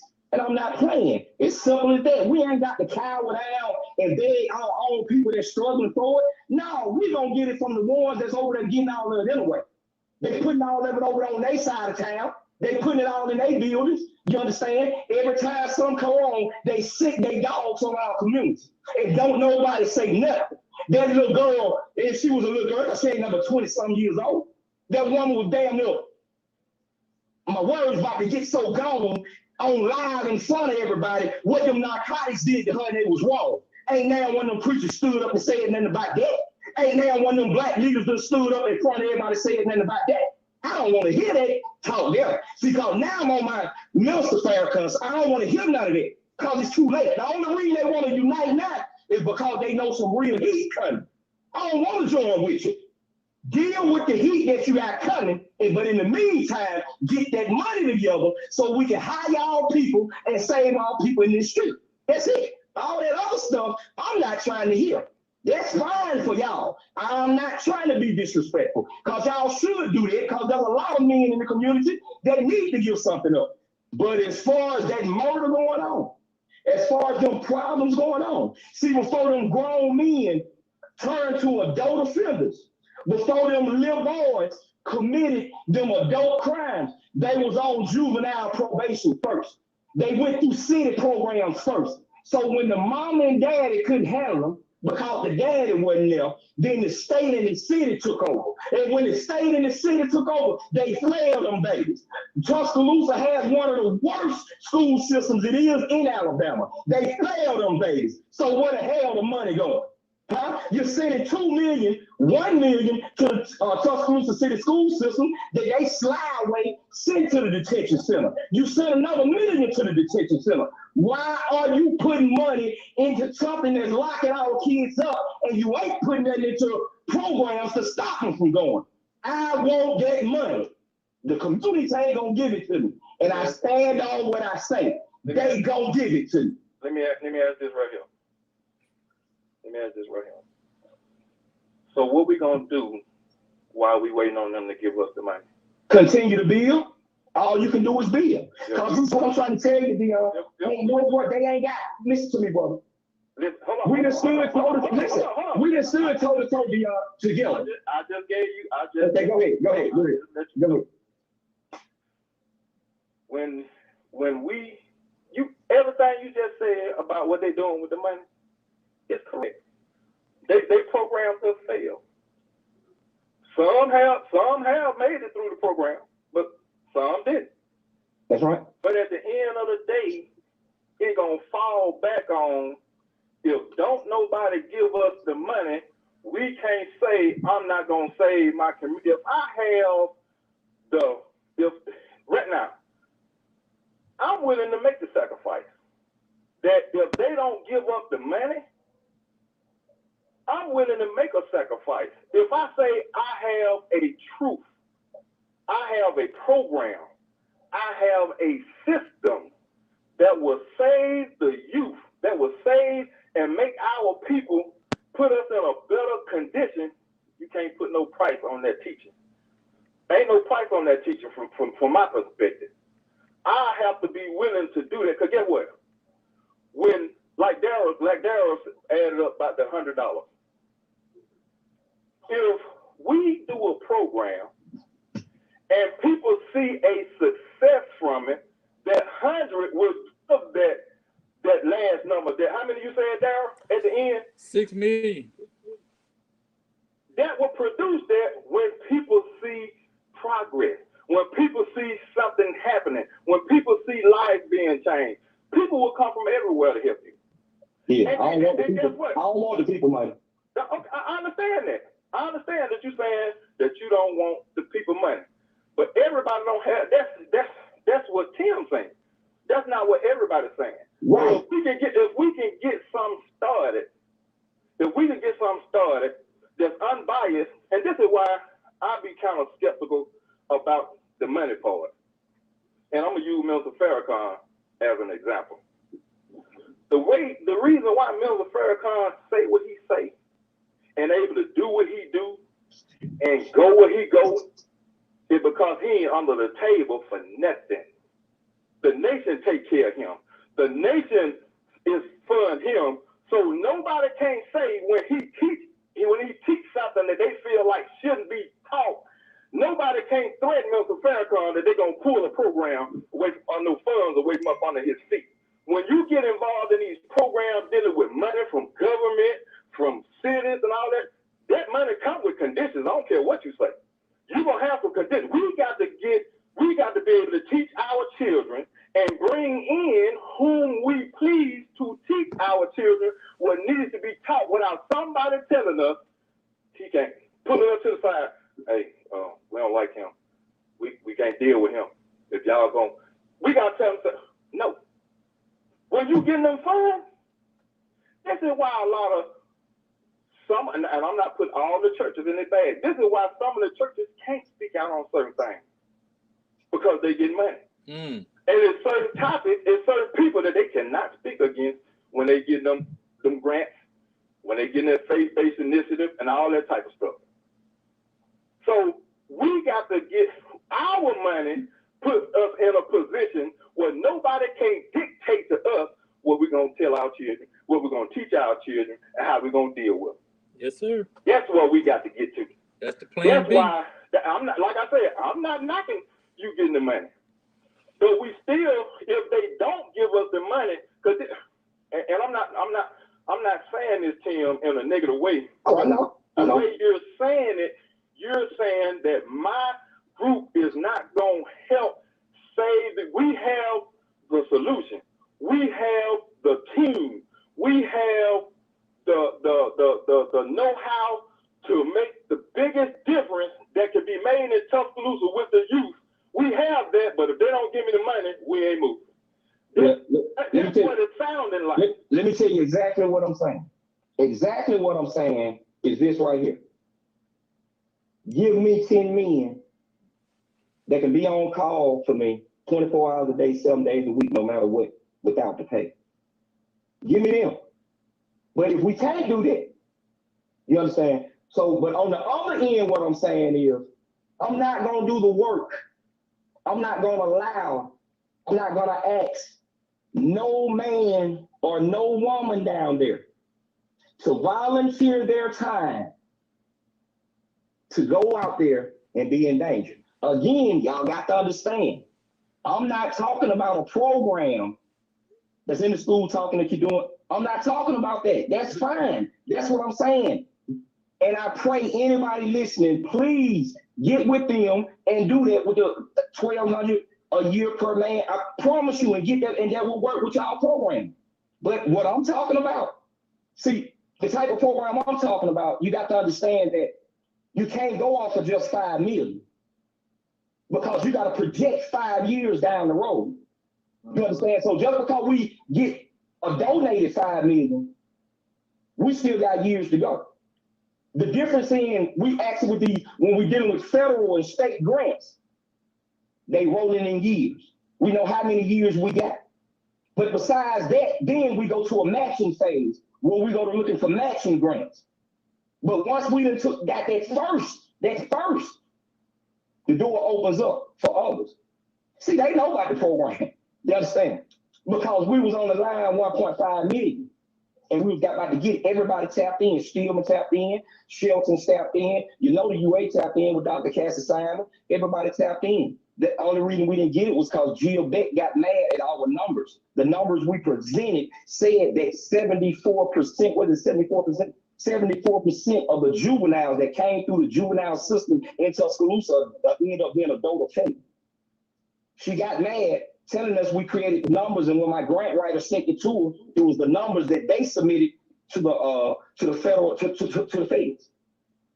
So this is much deeper than just the community can do it, because you can't depend on the community to do this. There's people in the community, like I said, hey man, we about the forgotten ones. The one, and like, I'm even talking about the grown men that have been in prison that just out there. Them too. We got something for them. That's why it's very important, and we got a number on what we need. It's very important. See, in order to clean it up, the community, in order to turn the community around, you got, like y'all just said, you got to split the pie and you got to focus on a whole lot of different areas. But you got to be willing to. In the areas that we folks, I mean, we do it right now. We do it right now.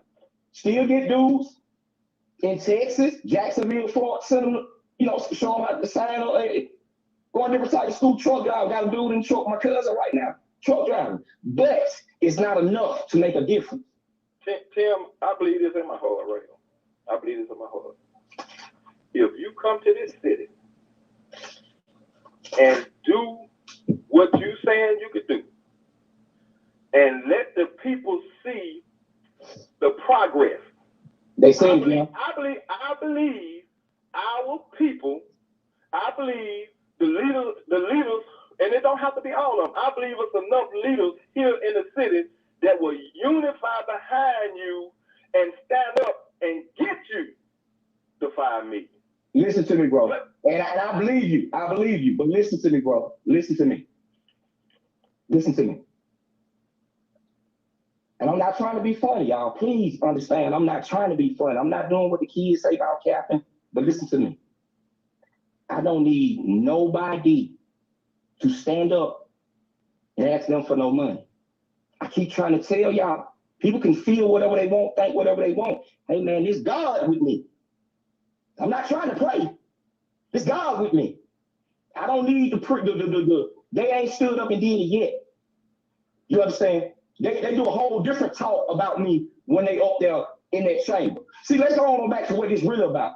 What this personal thing really about. This personal thing really about when little bit old me joined with Dr. Shabazz and a few others, and we stopped them from getting at school, and they stopped their money. So they hate me. Hold on, bro. It's much deeper than that, bro. So what all I'm saying is, raise that money, man. Y'all raise that money and create that program. But as far as against all odds, no, we gonna get it from the city because we got a whole lot of people that we have to hire.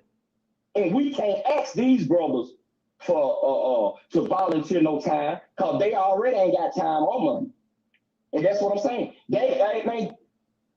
It got to be done, bro. It got to be done. They feet got to be held to the fire. See, this is the thing. We saying it's always about the kids, and we got to teach the kids something. But I'm gonna tell you what the little gangsters and the little regular niggas I be talking to. Hey, bro, ain't even the regular people. Hey, man, they don't see no strength in black men in Tuscaloosa. They don't see black men standing up nowhere. Especially, hey man, this is on God to hear the truth. Man, you know how many little dudes hit me when they seen that video with the narcotics doing it to the sister? Do you know how many more hit me mad, talking crazy after they seen Walt them disrespect her? So these are things, these are problems. Just going in schools ain't gonna get it. Just being seen ain't gonna get it. That ain't gonna work no more because they don't see no power. All they ever see is we all, like I said, go at each other. But when we gonna stand up and go at the problem? See, I ain't trying from the problem. I'm head on, and we gonna lock in. However, we got to lock in until they give my people down there what they supposed to give them. Period. Everybody eating down there, but the people who supposed to be eating. Everybody in a safe zone down there, except for the people who supposed to be in a safe zone. That's all I'm saying, Dion. It's time down there in that city that we stand up, bro. I ain't trying to be funny. It ain't about us asking them for nothing. No, they owe it. It's what's old. Tim, you got a lot of people standing up down here. I get those same phone calls. You see what I'm saying? I just don't put everything on Facebook. You see what I'm saying? I talk to a lot of youth. I guess what? I have men's meetings in my backyard. Right. Talking to men about being better fathers, but I don't put it on Facebook. Right. You see what I'm saying? There's lots of things people do, but everything is not for to be broadcast that you're doing. You see what I'm saying? About going into the community. When I was going into the community, because we say we need some men to stand up, but when men stand up, it's not the type of man that you want. Yeah, you know. What I'm saying? Because get what? When I was going door to door with that Final Call newspaper, I ain't just go to Tim's house or Joe's house that was shooting. We knocked on every door in McKenzie Court. When we went to Hope, we knocked on every door in Hope. When we went to Hayes Court, we knocked on every door in Hayes Court. When we went to a community, we didn't just knock on one or two houses, whatever the name of that housing, those houses were. We knocked on every door. But guess what? Our people treat us like they treat the Jehovah's Witnesses. You see what I'm saying? These respectful men that come to our people's house with their hands pulled up, with a suit and bow tie on. Yes, ma'am. No, even after we get cussed out. Yes, sir. Thank you, brother. You see what I'm saying? So I've been to all the community. We used to be in there at night. Right. The minister told us to stop going in there at night.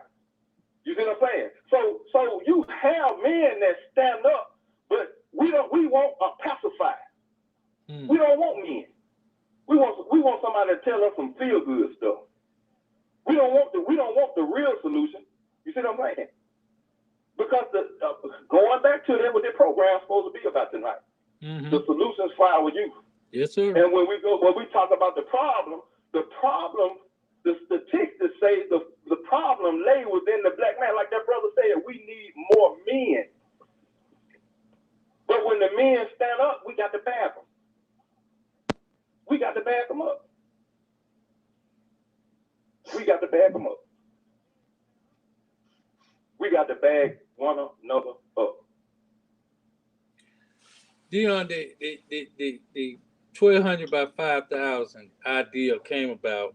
Simple math, pretty much like what you always say. And like I said shows ago, I always admire, every religion has something that I admire about. And the Nation of Islam brothers always had this mindset of being self-sufficient, of don't need for nobody to do anything for you. And that set in my mind years ago, like I said, when I met Mary back at Shelton State. But the 1,200 by 5,000 is instantly $6 million. Now, here's what I suggest. There's a 501c3 out here program. We don't need to invent another 501c3. We need to get with 501c programs and let's try to implement this 1,200 by 5,000. And it could be income tax time. It could be done. In other words, we have to network. Hey, man, if you don't have $1,200 right now, would you pledge $1,200 by a certain time? It might be $100 million the first time. It might be $500 million this first time. But the goal is 5,000. You can do things for the YMCA. You can do things for your program. You can teach upholstery. Anybody that had a program that they want to do anything with, especially when you say, "Oh, well, we ain't got no funding," there's the answer to the funding right there. I'm gonna show you something, and like I said, I'm humbly saying I ain't to my horn. I ain't put myself up on no pedestal. But we be having brothers and sisters in our midst that be so valuable, but we tear them down behind their back. Guess what? Guess what you got in your brother DeAndre? You got a man that can teach. You got a man that can sit down and talk to them from where they came from, where they at, and where they need to be. You got a man that can teach them their aim and purpose in life. You got a man that can teach them hand skills. Guess what? I know how to weld. I know how to do upholstery. I know how to do carpentry. You see what I'm saying? I know how to do auto body and paint. I know how to do mechanic work. That's 5 skills in one man. Mm-hmm. But you ain't gonna but you see what I'm saying? But I'm gonna teach while I'm teaching, if you understand what I'm saying. Yeah. And I'm not gonna try to teach them, bring them to Islam.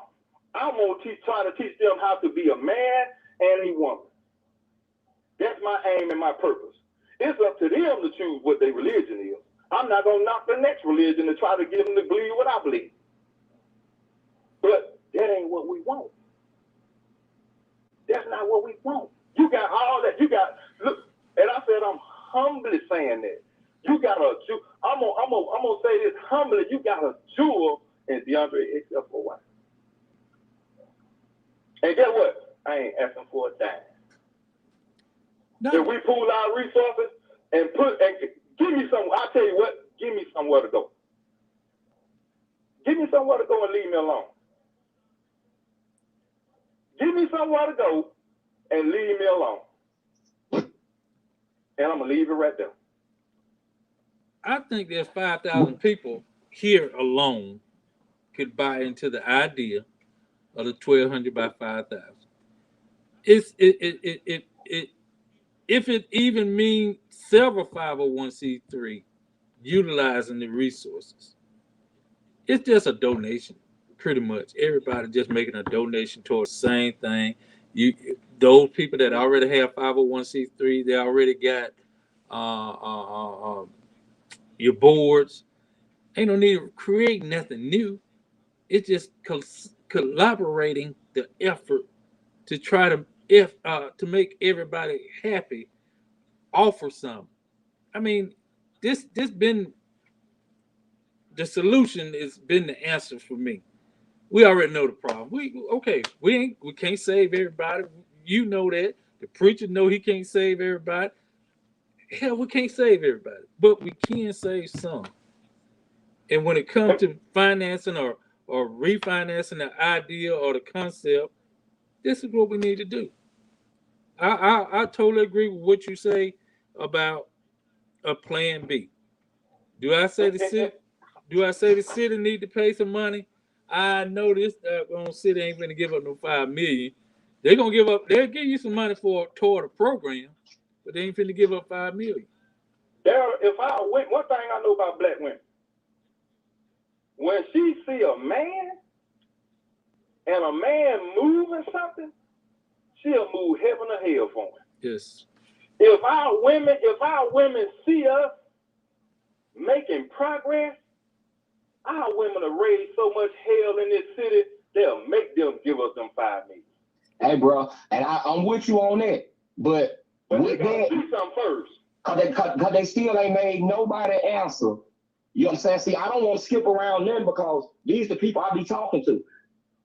I ain't seen nobody answer. Well, let me go back to this, Dion. Let me go. Now, I remember once upon a time, let me tell you about disrespect. I remember once upon a time, I'm not going to even say who was it, a police officer disrespected your mama. We ain't do no thinking about nothing. It was, what's happening? What y'all want to do? And when we turned around, you knew what it was. And that's what I'm saying about this situation. Until them young shooters, the ones we want to talk to, until they see men stand up and start to do some protecting besides pointing at them all the time, it ain't gonna change. Until let's get some straightening first for that young lady that was abused, beat up in front of her little bitty kids. A little black boy, a baby black boy. Imagine why he out there screaming and hollering. She don't want to skip nothing. Because we gonna handle it. Let's handle it though. But let's get some straightening for her.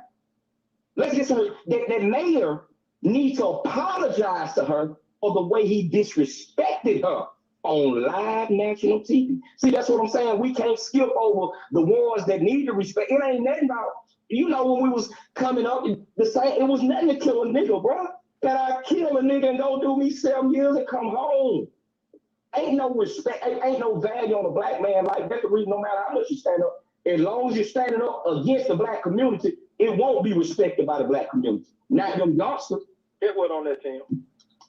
On that, see, this something we have to realize about it. Sometimes people call me and they'll personally ask me, why you ain't say nothing about this?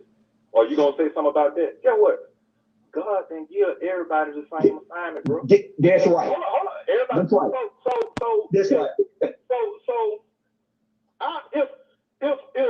If you don't speak out on something, I can't say what Tim was at. Mm-hmm. Guess what? You believe just like I believe. Mm-hmm. I believe God has prepared me for this day. That's right. For what He had me to do. So when I don't see Tim, Only thing, if I know Tim, if I believe in my heart that this is God's mission for Tim, and I don't see Tim, I have to humbly say, God, send him another way. You see what I'm saying? Everybody is not meant to speak out on every situation. You see what I'm saying? So when the church don't speak out against something, I can't fault the church. Guess what? Whoever assignment that is, they need to be speaking up. You see what I'm saying? And I'm gonna say this, Tim. You got passion for that. I hear the passion in your voice for that. You see what I'm saying? So that, and I'm not saying this facetiously. I'm not saying this being funny or nothing. But with that type of passion, you should have been. When things that go on that Brother Dion deal with, I go deal with it. I call these brothers on Facebook. I see that I have been more successful on Facebook than I was door to door. And that's what I do. You see what I'm saying? Because the young brothers, if I could show you my inbox of these young brothers that done inboxed me and told me, bro, I listened to one of your videos, or bro, I be watching you with them cars, bro, I be listening to you, bro, and then they'll inbox me a thing of their certificate where they done got their business license, or where they did this, and where I ain't finna put that on Facebook. I ain't looking for no fame. You see what I'm saying? But people are making a difference in their area, and we have to understand that about people. You see what I'm saying? We all, the scripture talk about the different members of the body. Everybody can't be the hand. Everybody can't be the mouth. Everybody can't be the feet. Everybody can't be the heart. You see what I'm saying? But when each function, what it was designed, do what it designed to do, then the body moves. But the hand can't always say, well, I grabbed the cup. The nigga didn't say that. The mouth ain't saying that. I grabbed the cup.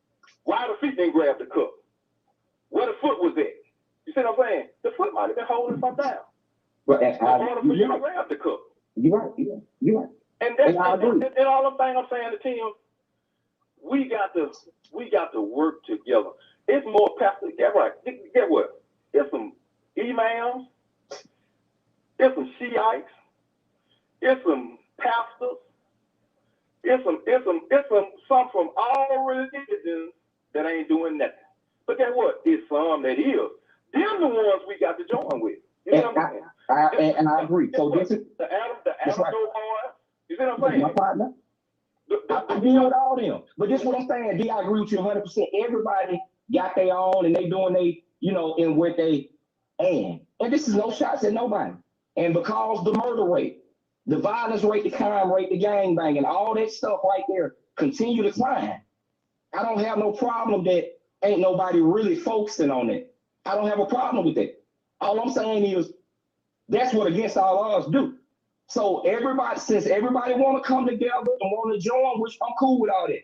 So what I'm now asking, because I'm not even looking at the Western, I don't even see how many people. Only what I'm asking is, since that's what's understood, try to raise the 6 million, y'all, to take care of all those type of programs.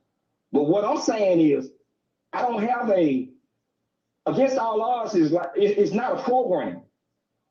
It's an incorporation. Against All Odds will have employees, a whole lot of them. And that's what it's going to take. So what I'm saying for all the leaders in Tuscaloosa, black, white, whatever color you are, all the preachers in Tuscaloosa, since we're talking about we're going to get along for the kids, we're going to get along for the city. This ain't about this team on right because the way he taught, no. Well, let me see the city and all those leaders and councilmen and board members and all those people that know for it. Let me see them stand up and say, hey, we all think that Against All Odds, we know, matter of fact, do I need to pull the letters out from Chief Steve Anderson, from Linda Harper and all these? We know they have a program that'll be successful. Because everybody else, like you said, everybody else doing I don't know what they're doing, and evidently it's working because the area that they're focusing on is being taken care of. But this area, the numbers are steadily climbing at a very deadly rate. So what I'm saying, we don't have time to raise money. We don't have time. What we got time to do now, all I need is, can I get every preacher, every leader, every black man that's concerned, and every black mother that's concerned about her son. Can I get y'all to be somewhere on the day that I ask y'all to be there in Tuscaloosa? Can I do that? Can I get all of them to say, you know something? It's proven. It's proven. It's all type of paperwork. The city got it. It's proven. That program gonna work. Get everybody to stand up and say that since everybody else are being funded. I don't have no problem with that. But what we doing, it can't work on an if, on a maybe. Every life count. Because what we doing is over. Man, we over 30, 40 employees for what we have to do. And that's all I'm saying, brother. I ain't knocking nothing, nobody. But what I'm saying, what we got to do over here is something totally different. It ain't in the streets. It's much more involved, way more than that. Way more than that. And it's a connection with the problems. And that's all I'm saying. We're going to jump on the problem. But it's going to take money because it's not one man I know down there that's willing to come and do that work, being on call 24 hours a day, 7 days a week for free. And that's what it's going to take. It's not going to take 5 people. It's not going to take 10 people. It's not going to take 20 people. It's not going to take 30 people. It's going to take a grip. It takes a grip. But I know what the program is. So that's all I'm saying. Just tell the people, yeah, let's unite. Because it's about the kids. Right now, everybody, they got their program, they doing their thing, and we all know everybody has been funded. What we saying is, this problem where we at, ain't nothing being thrown to it. We can't accept $1 million because $1 million can't do nothing.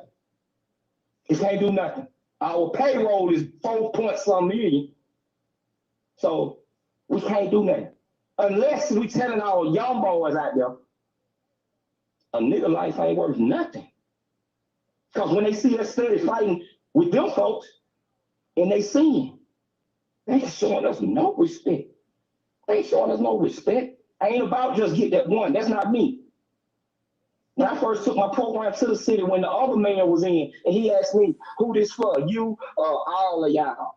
I said, this for all of us. Oh, well, that ain't nothing I can do for you. Yeah, I know. You understand? So now this ain't about me, period. One thing you gotta understand, if I had anything sideways going on, they would have been knocked my head off because the feds done been on me for the last 10 years. You hear me? And that's one thing they know down there. That's what they know. They already checked my income. Sometimes it's not all about if you sideways. I'm trying to have to do with how you correspond, how you deal with people. You know what I'm saying? But bro, everybody got a position, bro. I don't have a problem with the way nobody deal with officials or whoever they deal with. I don't have no problem with the way they do it. But as far as for me, knock a man upside the head and spit in his face and then go ask him for some money. And thank you. I got a call on the phone line. That ain't his money. See, that's what the people are miseducating it. But they spit in our face. They kick us in our ass. And we don't do nothing about it down there. The sister's still over there in hurts. Don't know what's going on. Ain't nobody stood up for the sister yet. I got a call. And all I'm saying is I don't have no problem with the way nobody deal with the politics. Hey, however they deal with them, that's how they deal with them. And I've always said that. What I'm representing, what I feel my God, the mission my God got me on, it's them out there that everybody want to throw their hands up with. That's all I'm saying. I got a call. I don't believe like everybody else. I don't believe that it's everybody hadn't thrown their hands. But I ain't gonna say everybody just not doing it the way that Tim do it. And guess what? That's fine. If everybody don't do it the way Dion do it, that's fine. As long as if people making a difference, that's what counts. That people are making a difference in these children's life. And I don't have a problem with that. But I'm not focused on those kids. What I'm talking about with my program, what I'm talking about with our organization is those old women in Hay Coat, those women in McKenzie Coat, Those women being able to sit on their porches not scared. I'm talking about them babies being able to play in the yard and they not scared. But at the same time, I'm talking about those young men whose past is so messed up and they feel they ain't got no other way out. But we're going to hold their hand and babysit them to take them through what we need them to go through so they can have a future for their life. That's all I'm saying. Them the one we talking about. Got a caller. I got a caller on the line. Go ahead, caller. Good evening, my brothers. This is Carrie Ash. How are you all? Great. Hey. How about yourself, Carrie? It's been a very spirited conversation, and I appreciate the passion and the commitment that I hear from you, gentlemen, as it relates to our community and the things that we need in our community. Daryl, you asked me to call in. Was there something that you wanted me to speak on in particular? You was talking about a school that was available or a building that was available to offer this skill set that Dion has or might want to offer to the public. Absolutely. Brother Dion knows I'm 10 toes down with whatever it is that he wants to do. I love his passion for our people. And he's never asked me one time for anything, or I've never asked him one time for anything that he didn't come through on. And when he was speaking about how women move heaven and hell to support and to back our brothers, he's absolutely right. And I wanted to say, we don't have to look for these places. We just need to start opening our mouths and asking for what it is that we want. The answer is always no if we don't ask. And Weeping Mary has a whole school building, the whole activity building with no activities in it right now. And Brother Dion, if you're committed to writing a curriculum and putting something together, I'm going to move heaven and hell to make sure that Pastor McKinney is with us as we move forward and help to bring these skills and these opportunities and a place for us to love on our children. I will do that with you if you're ready to move forward. I don't like to do a whole lot of talking. I don't like a whole lot of shine. But if we're ready to move, I'm ready to move too. Mm-hmm. Let's move. Let's go. There you go. All right. Love y'all. Have a blessed night. Thank you. And there you go. That's all we're looking for, solutions. And a lot of times they're right in our vision and we have not because we ask not sometimes. We have not because we ask not. Well, Daryl, it's not always that we don't ask. Mm-hmm. It's sometimes you have to, just like I'm gonna use Tim as an example. Okay.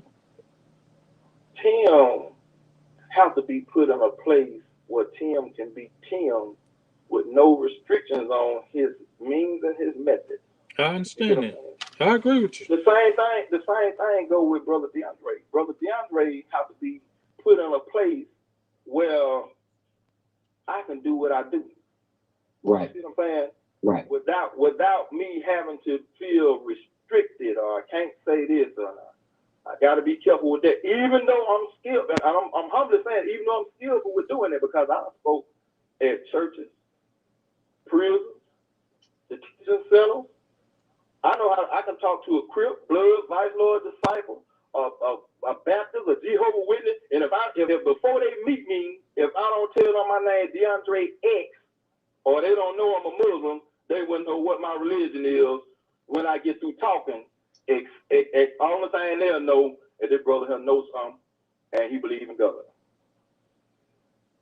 So I know how to go in an environment and teach without being offensive when I know I'm in a place that don't believe everything the same as I believe. Right. We had but you can't put no restrictions on me. It's another. And I'm not gonna deny what I believe. Right. There's another young man that said he teach carpentry. LaTerrence Williams, if you would.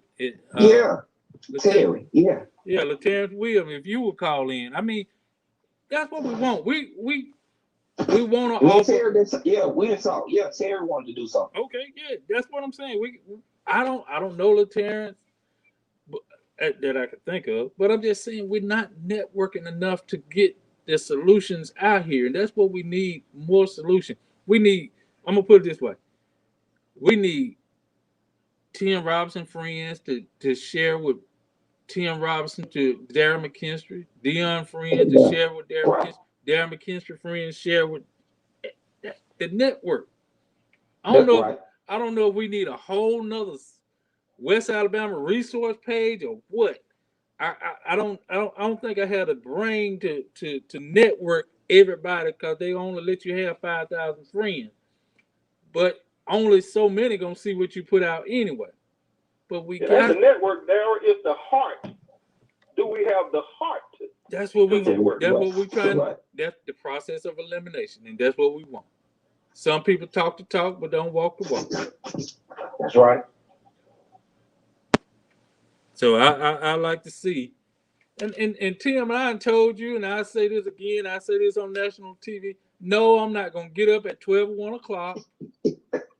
Tell I'm going out here to try to stop this rivalry situation going on. No, sir, I'm not gonna do it no more. And I respect that. I respect that. I'm not gonna do it no more. So I applaud you for wanting to do it, and anybody else. But I'm not one. I'm them days over with. Those days over with. I'm sorry, sir. I will come to a scene and record it and bring it to you live. But I'm not gonna get out there to try to prevent nothing right now. I understand. Like I said, man, we just got a lot of, but we gotta slice that pie up, man. I mean, because this ain't just Tuscaloosa. I'm talking about it's terrible everywhere now, man. It is. Honestly. It is. And we jumped out. And Daryl. Yes, sir. Listen, brother, and for everybody that's listening, and we keep talking about our kids. Hey, man, most of these young boys that are committing these crimes, they are addicted to these prescription drugs, which now has, known to have just fentanyl and heroin. Mm-hmm. It's the reason they doing this type shit, man. And then the next day, it's like they don't know what can happen. Tim, when you hear talking about they chewing or the handlebar, all the Xanax and all those kids down there. And I'm talking about ones that's in high school too, elementary school too. Mm-hmm. They are hooked on the prescription drugs. A lot of them cannot control what they do. Tim, you're absolutely right, because that's a new territory that I've learned since I've been in my new profession. That yes, this heroin, this methamphetamine, this cocaine, all in one big old pack in a capsule, swallowed or shot up in the arms, is causing them to do some crazy things. Yep. You're absolutely right. 75% of those children that's on drugs, male and female, when I gave those statistics, they were for male and female, come from fatherless homes. See, we got to go to the root. We want to solve the problem. We got to go to the root. Okay, we know they're on drugs, so now we got to say, what's the root problem? Why they on drugs? What's causing them to be on drugs? So we can have, like you said, when we said solve the problem, the word solve, it said to be effective in handling what's the problems, we got to deal with the root problem, the root of the problem. And all of the numbers keep going back to fatherless homes. All the numbers going back to fatherless homes. I can't disagree what's with going on in our community, it's gonna go back to fatherless homes. So guess where the solution lay at? Fathers. Even the scripture, the Old Testament ends with that before the coming of that great and dreadful day. So Elijah fathers back to their children, and the hearts of their children back to their fathers, lest I smite the earth with a curse. We're walking in that curse right now. Because the hearts of the fathers and the hearts of the children have to be turned back to each other. It's a disconnect right there. That's where the disconnect is. That's where the root of a lot of our problems come from. That's what we got to teach. That's what got to be our base. I got another caller on. Go ahead, caller. Hey, Darryl, what's up? This is Cassius. Hey, buddy. What's going on, man? I just wanted to call in and just tell everybody, and especially the brothers on here, you know what I mean? I hear the passion. I hear the desire for change, and the whole key is there. What's gonna have to happen is all of them gonna have to come together. And I want to just really express myself on raising our own money and just letting the people know why I said that. I want to say, I'm saying that because I believe in being responsible for your own. And I'm speaking from a father aspect. Ever since I got out of the penitentiary, I understood before I went. I don't care, even when I was in the game, my kids ain't go without that because I grew up without. I grew up hungry. I grew up in happy now. My first day is still coming on inside. I feel like I have stepped down the door. I was 12 with 13, 14. Phone breaking. Yeah, your phone breaking up because you're walking on. Can you hear me now? Yeah. Yeah. Okay, I was just saying my first day. I said I knew about hand-me-downs, but I said my first day at Stillman College, I wore a size 10 and a half shoes, and I wore 12. You know what I mean? Because somebody gave me them. Ain't nobody know it, but see, I knew how to make it look good. But what I'm saying, as a father, I made sure that my family, my wife, my kids, always had everything they needed, and I didn't depend on nobody to give it to me. So that built an attitude of independence and the go-getter in me would allow me to have my wife to ask her brother, her sister, her mama, or nobody for nothing that we needed in the house that I provided for. And so therefore, I don't want the black people in our community to ask anybody outside of our community to provide for the house that we have needs in. We had an ability. All of us drive nice cars. We wear nice shoes. We stand in line for concerts, Jordans, Black Friday, and everything else, and spend our money. Mm-hmm. We are the number one consumers in America. Mm-hmm. We buy everything we want the time we want it. And then guess what? It don't matter if we want something that's gonna make us look good or feel good at the moment. It don't matter if we got bills due. We'll tell them bills, hey, we'll make payment arrangements on the bill. Not to say we ain't gonna pay them, but and I ain't saying that we being neglectful at the time. Sometimes we just want to feel good, and I want to do this for myself. So we do that, you know what I mean? And then we go back and make arrangements to pay our necessities. Well, if we can do that, then why can't we pool our resources and for the necessary thing that we need for our community now? And then I'm gonna go out on the limb and say this: when we pool our resources there, and when we when we pool in resources and get all our monies together to fight and combat this violence and neglect and mental health and drug addiction in our community, that doesn't guarantee that we're gonna save everybody. True. It's that won't guarantee that there won't be another death.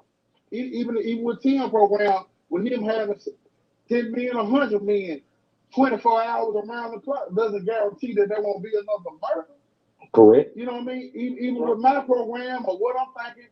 And so what I'm seeing is all I have a program, but if our program don't coincide, then we really still several entities that's divided.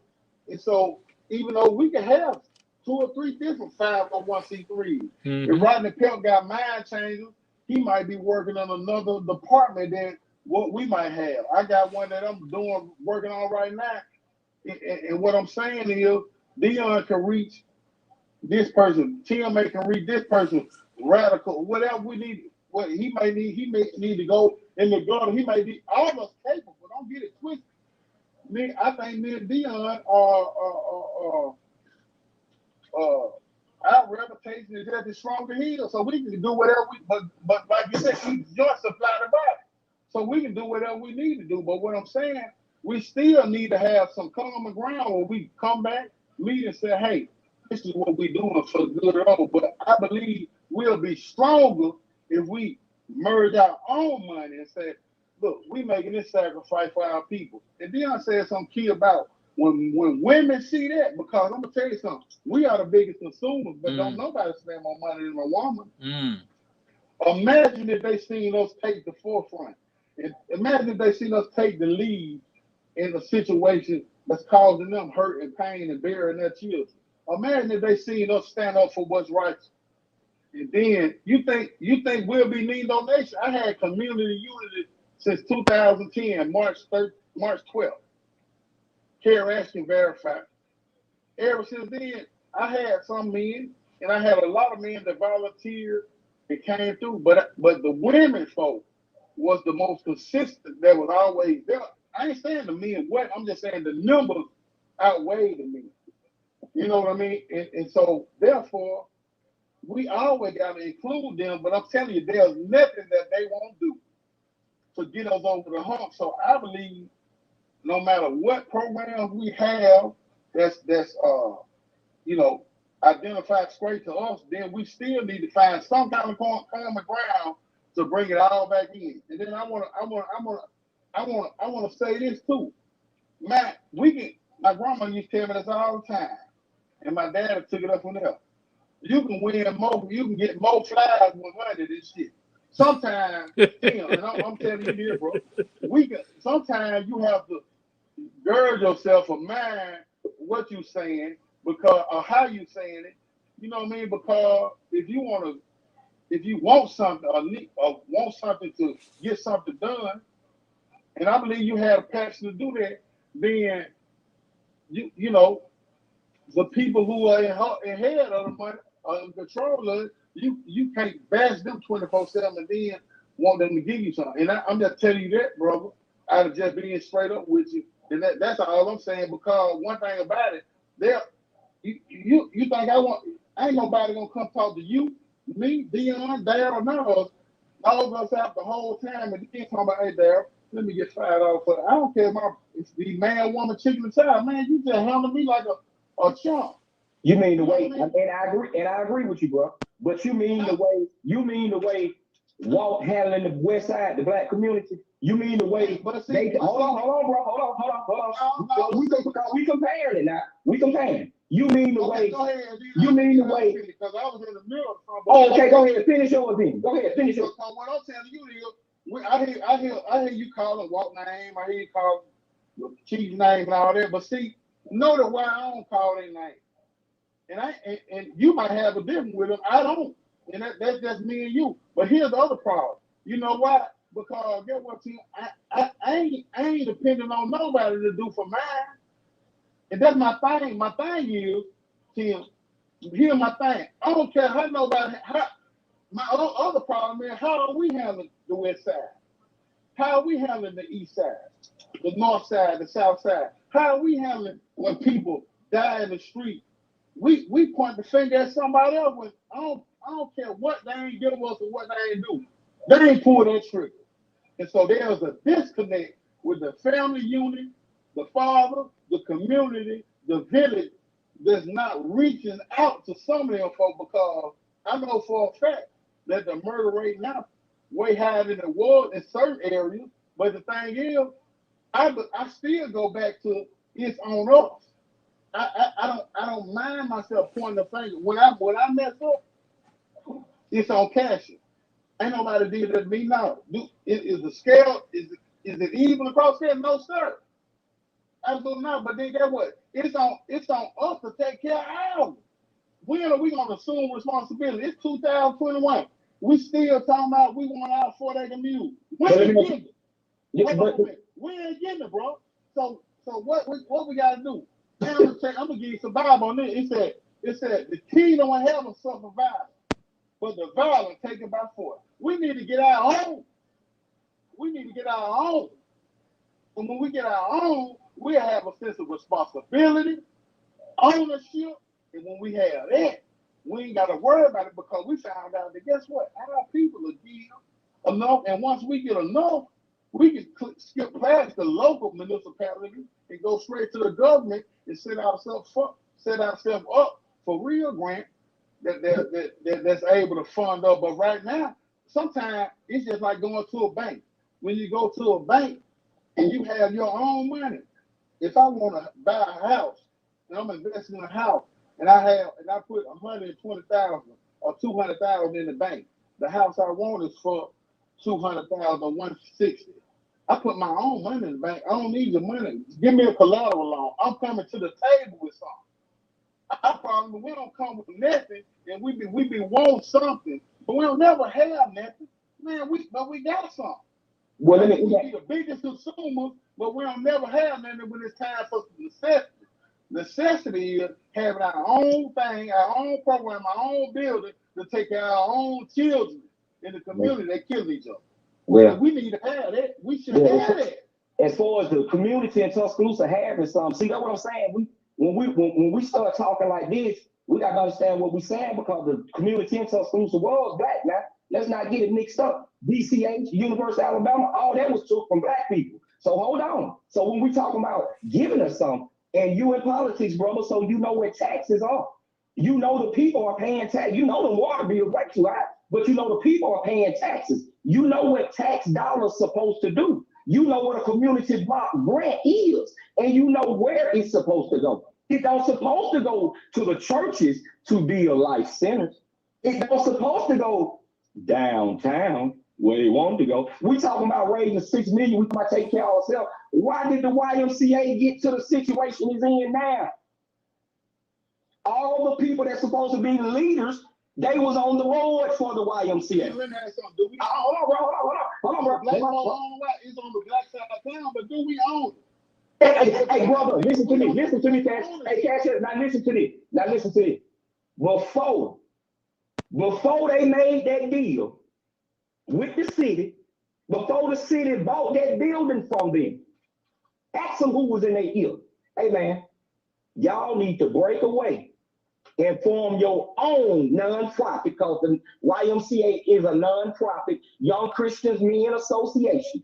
Form your own and do your own sports program. So I've been in Navy about that, but again, what I'm saying, it's a national organization. It's a national organization that's owned by. That's right. We don't own it. We have no stake in it. Let me ask a question. What Tim? You believe that God got you on a mission? For sure. What book is the base of your belief? No book is the base of my belief. Okay, but you read the Bible, you read the Quran. The Torah, I read all the books. You read all the books. Yes. Which book in the histories of any of the books did government ever do right by the people? And that's right. That's all. Hey, so if ain't that new under the sun, what makes you think we gonna make them do right? Hey, and guess what? Now let me show you what the difference is now. Now let me show you what this difference is. The difference is this here. It don't take a lot to make them do right. All it takes is the same way we talking about uniting against our community. All we got to do is unite as a community. What is wrong with getting? I ain't just talking about against all others, like I said, because you know the money is being given out down there. So we're not gonna act like this ain't some personal stuff. But what's wrong with the black community getting the same grants and funds everybody else gets to make sure that our community is safe? Why is it okay that they can send $2 million a year to the juvenile detention center, but they're not sending nothing to prevention programs? I'm just saying, we talking fact. And I hope the people do stand up for it. My thing is, well, Tina, this thing that me and you missing each other on. And this is what I'm saying. Why we still asking, bro? Well, we gotta stop asking. You know why we still asking, bro? You know why we still asking? Because me, you, Dion, Daryl, we can do this every night, all week. And guess what's gonna happen? It's just, and I'm not trying to be funny, and I'm not trying to disrespect no listeners, nobody, no nothing. Guess what's gonna happen, brother? The same thing you already said gonna happen. Hey, they gonna spend it on the feel good. They gonna spend it on what they want. But when it comes to what we need, it's just the honest to God truth, brother. But get what, bro? I'm not gonna discount them like that. I believe if they feel like it's something worthy of putting their funds to, and guess what? People desperate. We just lost a 13-year-old child. I ain't saying it's the first one, but guess what? People desperate and they ready to move something. I dare you to get off this kick about telling them to give us some and raise our own. Bro, I'm telling you, Raise our that's what I'm own. saying. Get on that, Raise our own. raise those funds. Cause even listen, bro, even six, you know this, Pastor, you in finance, you into all that. You even know $6 million is not going. If $6 million is not going on paying salaries, it's not gonna do a whole lot. You know that. No. I ain't saying. Listen, if we raise that $6 million, there will be some salaries. There's going to be some salaries because people are going to require. It's some people with expertise that we're going to need. They're going to require it. And I'm not saying expertise with degrees. Right. I believe we got degrees in the streets. All three of us are on the phone, and there have been a police forever. You think his beat was the hood? So we all have expertise of certain kind. So the thing of it is, somebody gonna get paid, and that's no problem. When it's a non-profit, you gotta have salary. But what I'm telling you, we are capable and well able to do it ourselves. You think we the first black organization that's trying to get money together? But this No, we not, because they do it in cities, different cities. And they have successful programs. But at the end of the day, we gotta come to the realization, and we gotta tell the people.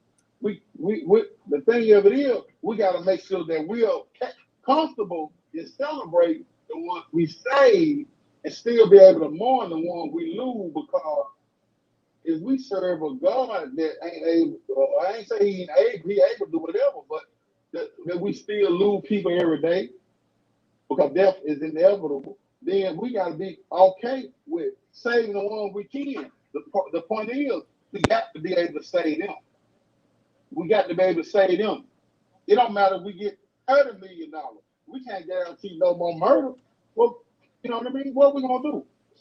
So, but at the end of the day, we can still get the ones that we know is on the verge of it and say, let me help turn your life on. And even some of them funds might go to he lacking clothes, that he don't want to go to school, and he fight all the time. He fight all the time. He got a bad attitude. Now he fight all the time. He got holes in his shoes. He's hungry when he get to school. He ain't got no clothes, and they janking him. We might say, we're gonna give you a wardrobe today. We're gonna track your brain. We're gonna do this and that. We may have to do funds like that, and people might think that's that's what's needed. But this is what this is what I don't understand. What's the problem with all of us, all the leaders, everybody on the phone? What's the problem with us telling the city?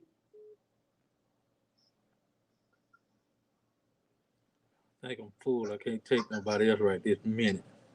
All right. Okay. Hey, bro, if we don't hurry up and put this together, the streets gonna turn terrible. We don't have a year next year, because it might not be our child that's shooting or getting killed, but it's somebody's child. And you know, once one murder happens, it's gonna affect a whole, and all it takes is them babies to be on them bad pills, and they don't shoot everything up. And that's all I'm saying. Why do we always, when it comes to our community, when it comes to us, because we didn't create these situations, when it comes to us needing help, why is it always we got to pull ourselves up by the bootstraps? See, you know what I learned in being in business, going in business for myself as a black man. You know what? I had to grind 10 years working on somebody and for somebody. I saved money, I got my credit together and all that. But guess what happened? Ain't nobody want to give me nothing. I had a bank that didn't want to give me. They didn't want to match my money. Well, I had more money in the bank than they wanted to even loan me to go forward with my business. But you know what? I found out once I went on and started it anyway. When I started, and got money and put all these cars online and start money and then build a portfolio showing all the growth I make a year. Guess what? They were trying to throw money at me. It's like this. When you already have yourself something, when you come to the table with something, when you already doing something and moving, and you did it independently, guess what? Money ain't gonna be no issue. They're gonna throw it at you. I'm talking about the government and everybody. That's when you go. That's when you're talking about business. We talking about nonprofit. Business. Cause that's what Tim. No, you think a nonprofit ain't no business? A nonprofit is a business. A nonprofit is a business. You gonna pay? Yeah, you gonna do all that. You gonna do everything that you do in a business. If you pay salary, guess what? That's a business. Yeah, but the difference with a nonprofit, you're not going for long. Well, I mean, many nonprofits get loans, but no, we don't do loans. But you can get grants. And that's the subject, right? You get money. And that's Cassie. Federal money though. Cassie, and guess what? You know just like I know that we can go ahead and write to the feds. I done did that before. Then had them wrote and sent to the feds. You understand as for funding. But guess what, Tim? We don't write to the feds. Guess who write to the feds? Gary Ash, Darryl McKinstry, people with a clean record and all about the citizens. No, I go through the feds, bro. We can go through the feds. But listen to me. Again, I'm trying to understand. Because I mean, now this is the leaders say this. You know, us. I hear y'all say this.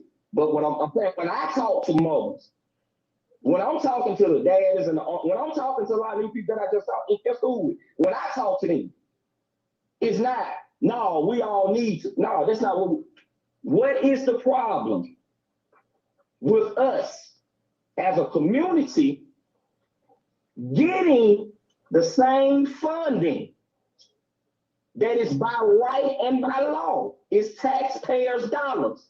What is the problem? Because everybody, hold on, bro. Because we know right and tell all them get it now. The preachers, all of them get it. And all I'm saying is this here. I don't have a problem. But if people are getting funds, if people are getting taxpayer dollars to handle a situation, and the situation is getting worse than worse, then there is a problem. If they don't handle the gangsters, the thugs, if they don't do that, then they should not have applied or accepted funds in that area. Because somebody got to answer for the work not being done, bro. So you're saying we ain't arguing, we talking about for real. And I'm still trying to understand why everybody have a problem with the organization that they know who we gonna hire. What do everybody have a problem with standing up saying? Because you know we got it. Our organization got the history behind. Tim, you believe in Jesus? Do you believe in Jesus? And believe in Jesus in which way? Do I believe that was a Jesus? Yes. I believe that was a person in that form, yeah. Okay. Now, Jesus, according to the books, was the most perfect man to ever walk the face of the earth. And guess what? He didn't save all the sinners. But we can't say he couldn't been from God and God shouldn't have chose him because he didn't get everybody. That's right. You see what I'm saying? That's the same way we got to be with Rodney Pelt. No. See, bro, when we go through that, we don't do that conversation. We talk statistics. With all fairness, Rodney Pelt have helped young people. He have helped some people be successful. We have to give him that. You see what I'm saying? Whether we agree with his method or not, we have to give him that he has made a difference. Yes, he has. So we can't say he ain't did nothing with the money that he got. So let me ask y'all this. Did y'all tell Rodney now, hey man, you should not accept no funds from the city? Because we supposed to raise it on. We ain't telling you that. Wait, hold on. Because I remember when Rodney was grinding, asking the community for the help. But we ain't telling you not to give it to him. I ain't telling you not to give it to him. And that's all I'm asking. let me go back to a basic. Let's go back to the basics. Go. All right. The children of Israel, right? Just like us. In a land that was not there, in bondage for 400 years, the whole 9 yards. Moses came. God sent Moses to Pharaoh to tell him to let his people go. That was best. But whose heart is hard? God hardened his heart. God showed the children of Israel what justice looked like, but wouldn't let Pharaoh give to him because he had to break the people's faith in Pharaoh. And I believe that. Back into God. So that's our faith, our confidence is in government assistance. God trying to break us from that, man. God trying to break us from that and make us get out. And then guess what? The children of Israel's story showed us how it's gonna be some folks get out. Once we start moving, there's gonna be some people who complain. We had a gut on the Pharaoh. We should have stayed. We should have stayed out there. You talking about raise our own money? Now you folks stopping us. Stopping us from getting this.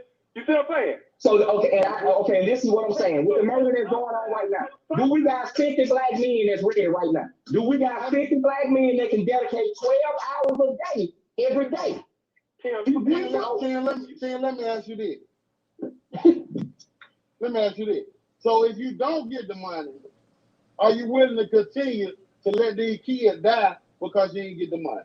Who continue to let them die? I deal with them on the phone and down through that every day. No, but that's what I'm saying to you, because you said I ain't doing this. Let me tell you what I'm saying.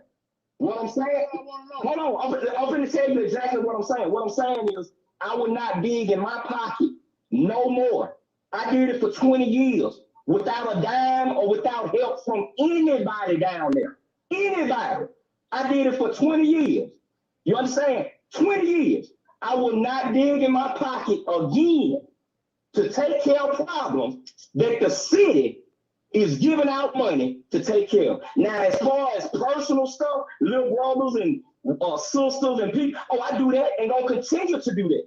But as far as me, or as far as me asking any brother down there to put their life out there on the line, because as y'all see, these young niggas shooting up houses with babies in them. They don't give a damn. You understand? So before I ask these brothers to put their lives on the line for that, the city will have to handle it. That's all I'm telling you. Why is it that when we try to stand up for our people, we all can't stand up? Why is it that we begging when we talking about give the taxpayers what they need? We got them older women in Hay Court scared to sit on their porches. We got the babies can't even play outside. I ain't doing all, bro. All I'm saying is, why is it we got to do all this when it comes to our people? I don't hear no fuss about the $2 million that's going to that Tuscaloosa detention center. Hey, Tim, that's what I'm saying. Because first of all, it's about our wording. See, you said we begging, and we keep saying we raising. Hold on, no. We're not talking about from our people. We're not talking about from our people. I'm not talking about from our people. I'm not talking about from our people. But that's what I'm saying. So we begging the government, a local municipal. So how we begging? Let me finish. No, you said that. I didn't say that. That's what I'm saying. If you saying we from the government and not our people, if we talking about our people, we talking about raising. My thing is, X the government out. Look, Tim. X the government out. Because this is what I want to tell you. Who kill each other in our hood? You want me to answer? Shit, you want me to answer it? I know the truth. You want me to answer it? Anybody else? But I'm telling you, who pulling the trigger? I mean, and again, bro, all that's just like what we saying. I ain't knocking nobody. I'm saying nothing. What I'm saying is, it's no need for us to talk about that. But it's no need for us to talk about that, bro. Especially us, bro. But it's no need. But it's no need for us to talk about that because we know them youngsters ain't finna hear none of that. If you ain't physically there, they not finna hear none of this. You know that. Like I said, hit you early and told you. You don't know who here if you ain't here. I'm there. Dion there. You don't know. We here. Running there. It's folks here in different capacities. It's women there. Hell there. And everybody is doing what they do, right? Daniel Bowen, that he got a kid. But one question. But everybody is doing what they do, right? Hey, but everybody doing what they do, right? Right, but guess what, bro? You know what? Because and they supposed to. You gotta reach who you can reach. You can't wait. You can't wait to call a club meeting. There you go. If you see a brother in distress, I agree. You know what I mean? But the thing is, hey, power comes, and when we can all. I agree with you 100%, bro. And we do not have the time.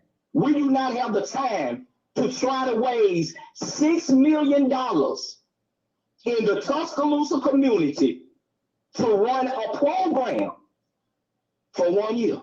We do not have the time. What is the problem with? I think the problem is, hold on.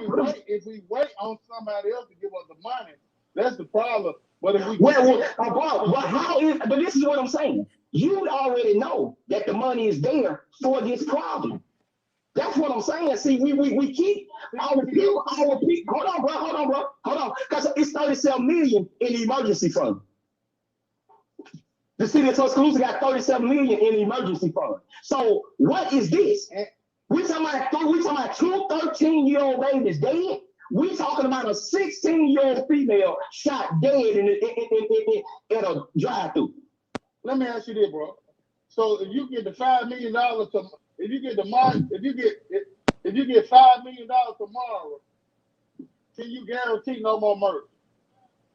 Can the police guarantee it? I ain't talking about the police. I'm talking about you. Can the police guarantee it? See, this the thing, bro. Again, listen to me. This the thing. No. And y'all supposed to, I'm going to answer your question for you. This is what y'all always want to know. You said, I'm about to answer your question for you, bro. Hold on. I'm about to answer your question. Let me answer your question, bro. Let me answer your question, bro. For sure. I can't be boxed in. If the police got guns, they got badges, they got their law, they got bulletproof vests, and they got out of this world funding, and they got bosses that's gonna bag them no matter what. Look at the murder rate; it's still out of control. Why ain't we questioning the ones that's running it? Why ain't we? Hold on,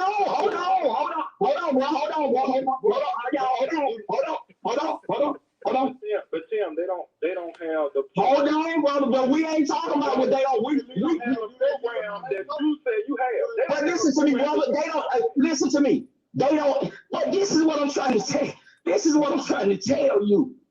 So why won't we keep funding million after tens of million after tens of million into things that are not changing the situations of our community?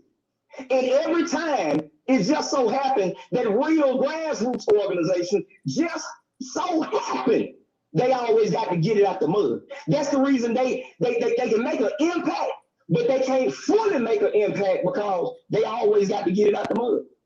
You understand what I'm saying? I ain't talking about the little boys in school. I'm not talking about, hey, bro, I'm talking about, you already know what I'm talking about. I'm talking about them young niggas with them 100-round drums. I'm talking about them. That's who we help. That's all I'm saying. And in order to help them, I can't do that by myself. Me and 10 people can't do it. Me and 20 people can't do it. Oh, I got a so enough out of this world, and they know plan and program. Do you have anybody locally? You don't have anybody locally what? I mean, on the team, you're saying that you got. I got a team of black women down there that get down right now. Before murders, after murders, they're still talking to the mothers of the ones been killed and all that right now, mentoring them, everything right now. We still send dudes, ex-offenders in Tuscaloosa. We still sending them to schools. So, Tim, that's what I'm saying. But guess what, brother? You ain't the only one doing it. I didn't say I was the only. Listen, bro. I give everybody kudos, bro. Everybody. Let me be clear. This ain't the knocking you now. I'm saying you're doing your thing. But it's all of us doing our thing as well, bro. And guess what? When I wake up and hear about a murder or from up or ride, guess what, bro? That crushed me the same way, bro. I got a son, bro. Let me tell you something. Just like you got a nephew, I got a son that I gave everything in the world to. You understand me? And he went to the penitentiary 20 years. He didn't want for nothing. He didn't need nothing. But the charges he got, bro, I couldn't even stomach them. And understood why my son would go out there and do the thing he did when he never wanted for nothing. Between me, his mama, his stepmama, I'm saying his auntie. Did you find out why? He still did. Guess what? You think I gotta say I'm a real father. Right. I'm saying, but my son, this man lived with me. Why did he say you did? Mama was a real woman that gave me. You know what, bro? Because you with a crew and you roll with your homeboy. Let me tell you something, bro. People love their homeboy. Right. If I ain't telling our business about what we did. That's right. That's right. Exactly right.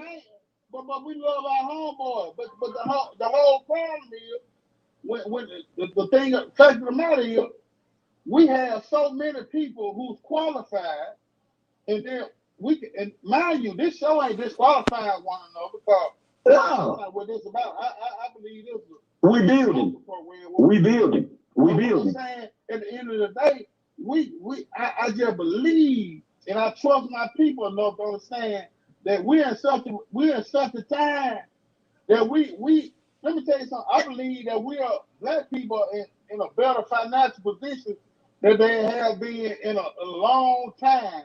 And I'm saying that from a Pope brother, from a kid's Pope Road there by way of East Circuit, North Circuit, whatever project you want to. But what I'm telling you is, we're in the best position we have ever been in. But what I'm saying, I know we have the capability of giving them $100 that Darryl even spoke about. I believe we got that capability of doing that. Just like we can go, we'll pay $50 for a party. We'll pay $100 for a concert. We'll pay $250 for some Jordans. I know for a fact that we can commit to this auto draft. Not just, well, we got to wait for you to come bring the money by the McKinsey still. I'm talking about auto draft. I'm not saying it won't. That's good. That's good. Well able in finances to handle the money. And we probably got a few more people to help us do that. But what I'm saying, I believe we can trust our people enough to raise their money. But guess what, Tim? We got to change our conversation. Let's start talking about, let's get the money for the city. Let's start talking about charging our people to say, hey, not charging them for a price, charging them with a cause and say, hey, this is what we got to do for our people. And make no guarantees, but guarantee one thing. We might can't save them all, but it's somebody that's going to listen. They might, somebody who won't hear me, gonna hear Dion. Somebody who don't hear Dion, gonna hear you. Somebody gonna hear you, gonna hear Darryl. It's all joint supply. Somebody who don't hear Darryl, gonna hear Daniel Van. But you know what I mean? And you know what? And you know what? Keep that momentum going, and help a whole lot. When they hear us, the next person gonna knock them down. Yes, sir. Because they talk out. Get what? They talk to all of us. They might don't tell us. They might don't tell me. I talked to Tim, or they might say, I had talked to little Tim too. You see what I'm saying? Or I just got off the phone with Cassius. You see what I'm saying? I get that all the time. If they tell me, well, I just got off the phone with little Tim, I don't tell them, man, you better be careful that dude, man. Watch that dude, man. Yeah, right. You know what I'm saying? That's what got to stop. That's what got to stop. So we don't know. Our conversation might be mild, and they might not be here. They might need Tim to talk to them. I don't know. They might need him to ruffle them up, ruffle their fellas. I don't know. You know what I'm saying? It may, you know what I'm saying? So you might not believe, but it's different folks. It's different shows for different folks. Somebody needs something from all of them. I mean, and get what? I told Cassius that. I told Cassius. Sometimes they need that radical talk from Tim. You see what I'm saying? Yeah. So it don't be no knocking. No. We if the leadership do better. That's what a big confusion come if the leadership do better. Because guess what? Because we the leaders, whether we from whom much to give or much to require. It's sleepless night and long days, but we still got to get it. And to whom much to give or much to require. You see, the people, what they don't want to see right now is unity. You know what I mean? They don't want to see unity. They hate to see this. Hate to see this conversation. And I'm gonna we supposed to be mad. I'm we supposed to be all ill with each other. No, we ill. And I'm gonna tell you something else that need to have amongst us: accountability and leadership. Mm-hmm. And what I mean by that is that if we bag you, if you bag me, and I wrong the people, you see what I'm saying? I get out here and mishandle the funds, because everything needs to be made public. That's right. Mm-hmm. So every penny can be accounted for. Everything needs to be. So that's one thing I love about the nation. Everything is public in the nation. Every penny has to be accounted for. When he did the $1 Million Man, when Mr. Farrakhan did the $1 Million Man March and took up all that money, it was made public where every penny went. Transparent. So everything has to be made public, and we have to be held accountable. If you get caught messing with messing with them daughters, if you get caught messing up funds, if you're selling all that type of stuff, people got to be held. Leaders got to start being held accountable. You're right about it. You're right about it. Cause guess what? Everybody. Sometimes I talk about the village, and people say the village is dead. The village is full effect. Cause guess what? We still on that program for 2 hours and 51 minutes. You think we don't care? You got that right. You think we don't care? You got that right. Yeah. And the people don't want it. But I'm gonna tell you something. People get more hype about us beefing and warring with each other. But when we decide, man, look, we refuse to let us y'all divide up because you know what I'm saying. I ain't lying. And guess what? I'm gonna say this, and I've always been like this, but I'm gonna make it public. I'm willing to work with anybody. Yes, sir. But I ain't gonna let you take me out. I ain't gonna let nobody take me back to prison. No, sir. That's not an option. I ain't gonna let nobody take me back, but I will work with anybody, but you won't take me back to prison. Me neither. I keep that prison picture I got right up on my dresser. And look at it. It ain't because I claim that my claim to fame. It's because guess what? That's a place I don't never want to go back to. Let me clear this right here too. For anybody that might be thinking that I throw that out there at Tim, because I know how we think, that I'm throwing that out there at Tim. I'm throwing that at everybody. Exactly. Because you know they'll put it. He talking about Tim, man. Yeah. I ain't nothing personal on here with me. I know there were people, so, and you get what? We have to make that clear too, because we have to clear up the assumption. I ain't got nothing personal with nobody on here. I work with everybody on here, but you won't take me back to prison. Yes, sir. And Dad, let me tell you a thing that's so important about a nonprofit organization, especially in the Black community. What a lot of our people don't even understand is any and everything about a nonprofit is public knowledge. You pull it right up on who give you money, how much money they give you, everything. If you're in the red, anything you need to know is right there. The other thing about a nonprofit there, who else in the community gonna hire y'all people? Who gonna hire the brothers backs against the wall and give them a real pay? I ain't talking about $10 an hour. Who gonna do it? Who gonna do it? That's what I'm saying. But a nonprofit got the power to do whatever it want to do based on what you put in your mission statement. You understand? As long as your numbers are good. So like I tell anybody, my board numbers rating are better than anybody that work at the city of Tuscaloosa. Guaranteed. Never have a problem, ever. Look it up. All you gotta do is pull it up on the website. So again, as long as we got to keep talking about we got to raise, we got to do it, man, we steady losing. Y'all understand what I'm trying to, let's tax it the same way everybody wait on that. What is it? Before I get off this phone, I got to convince you of something. Just commit to us with this. I'm on your. You wasted your time. You might as well get on off the phone because Tim ain't finished. What's happening, man? So we get on this program tonight. If we can stop at 3 hours, let down, get home and film. You got that right.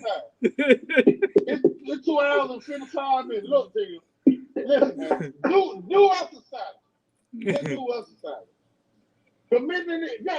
I ain't gonna even ask you for 3 months. I'm just saying, give us a 30-day commitment. 2 weeks even. To say, listen, all right, you know what? I'm gonna commit to us trying to raise what we can raise, or get some commitment, real commitment. You know what I'm saying? I'm talking about us here. Cause guess what? And I ain't gonna even bring it up. I ain't gonna even bring it up, but I got to bring it up. In the street, in the street team.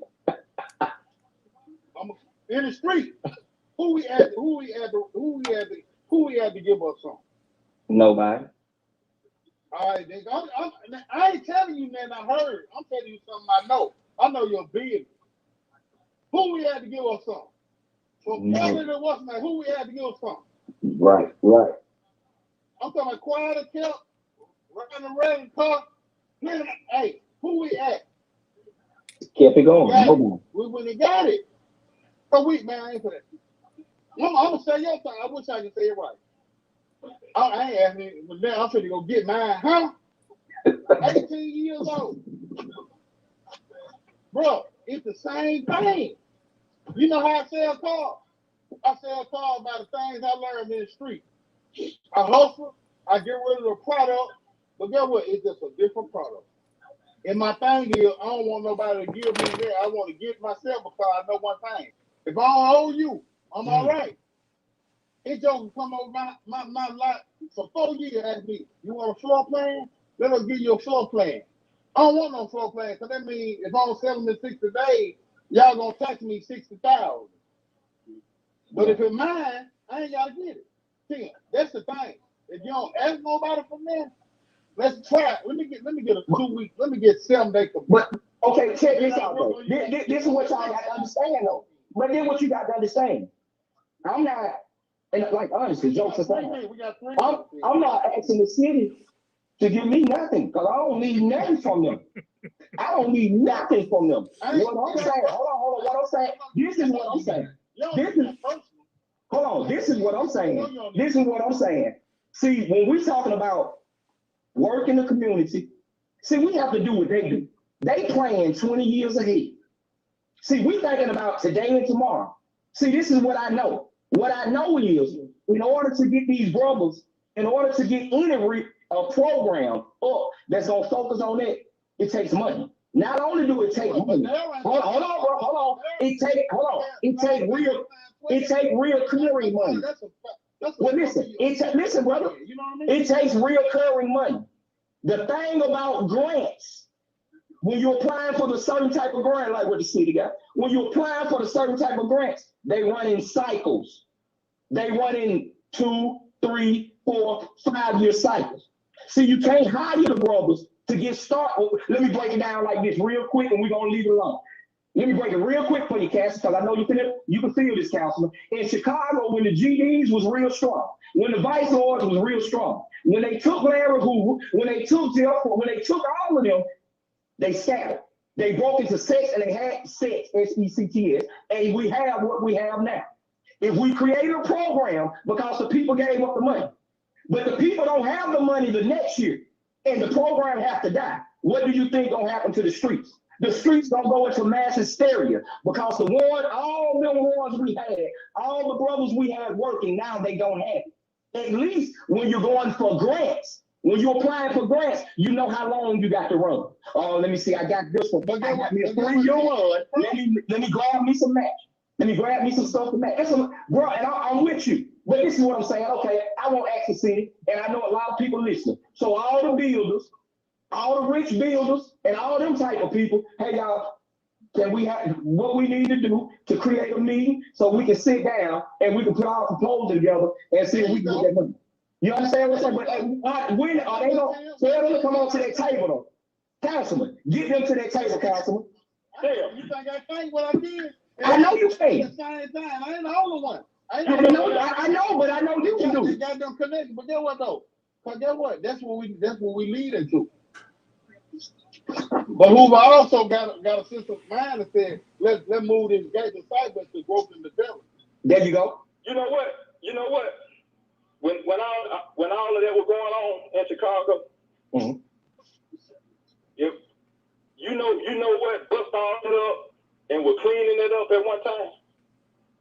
Yeah, when the nation went in. The next They went day, in they went in Cabrini Green. went in the worst part of those communities, Yes, sir. cleaned them up.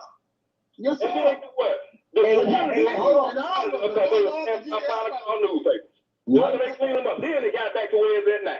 That's right. But nobody don't never tell their history because they don't want to get a nation credit. The nation can go in there and clean it up. Oh, the nation had Kansas City. They had people like that. The GDs and all of them go. And I'm gonna say this, and then I'm just gonna listen. I'm gonna get off. Anybody out there that's doing something, I tell everybody this: I'm not an organizer. I'm like I call myself a worker ant. You organize, put it together, call your brother. I'm coming. Tim, you get that $5 million. If you need me to help you do anything, to work with some youth, to show us up, guess what? I'm coming, and I don't want to die. I don't want to die. Adam Doughboy, all the pastors, everywhere I never spoke, they'll say, I won't even take an honorary. I don't want nothing. Everybody get what they can get, do what you can do. But guess what? You call your brother, I'm coming, and it's free. And I'm going to listen the rest of the night. You right about it. All right. We heard it. We'll change it to a part 3. Man, look, I'm way past my time. But listen, the women on here, I appreciate they making some comments saying, look, let's put this into action. Put things into action, and the solutions are out there. And we'll come back and talk about it again.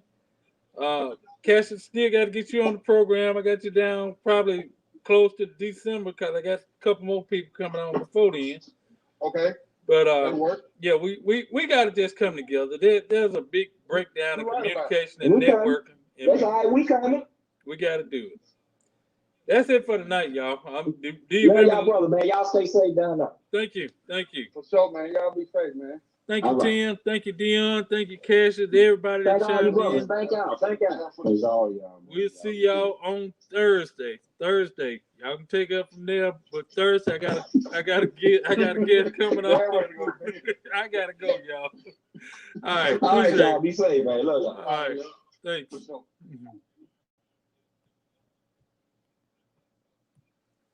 All right, Carmelo.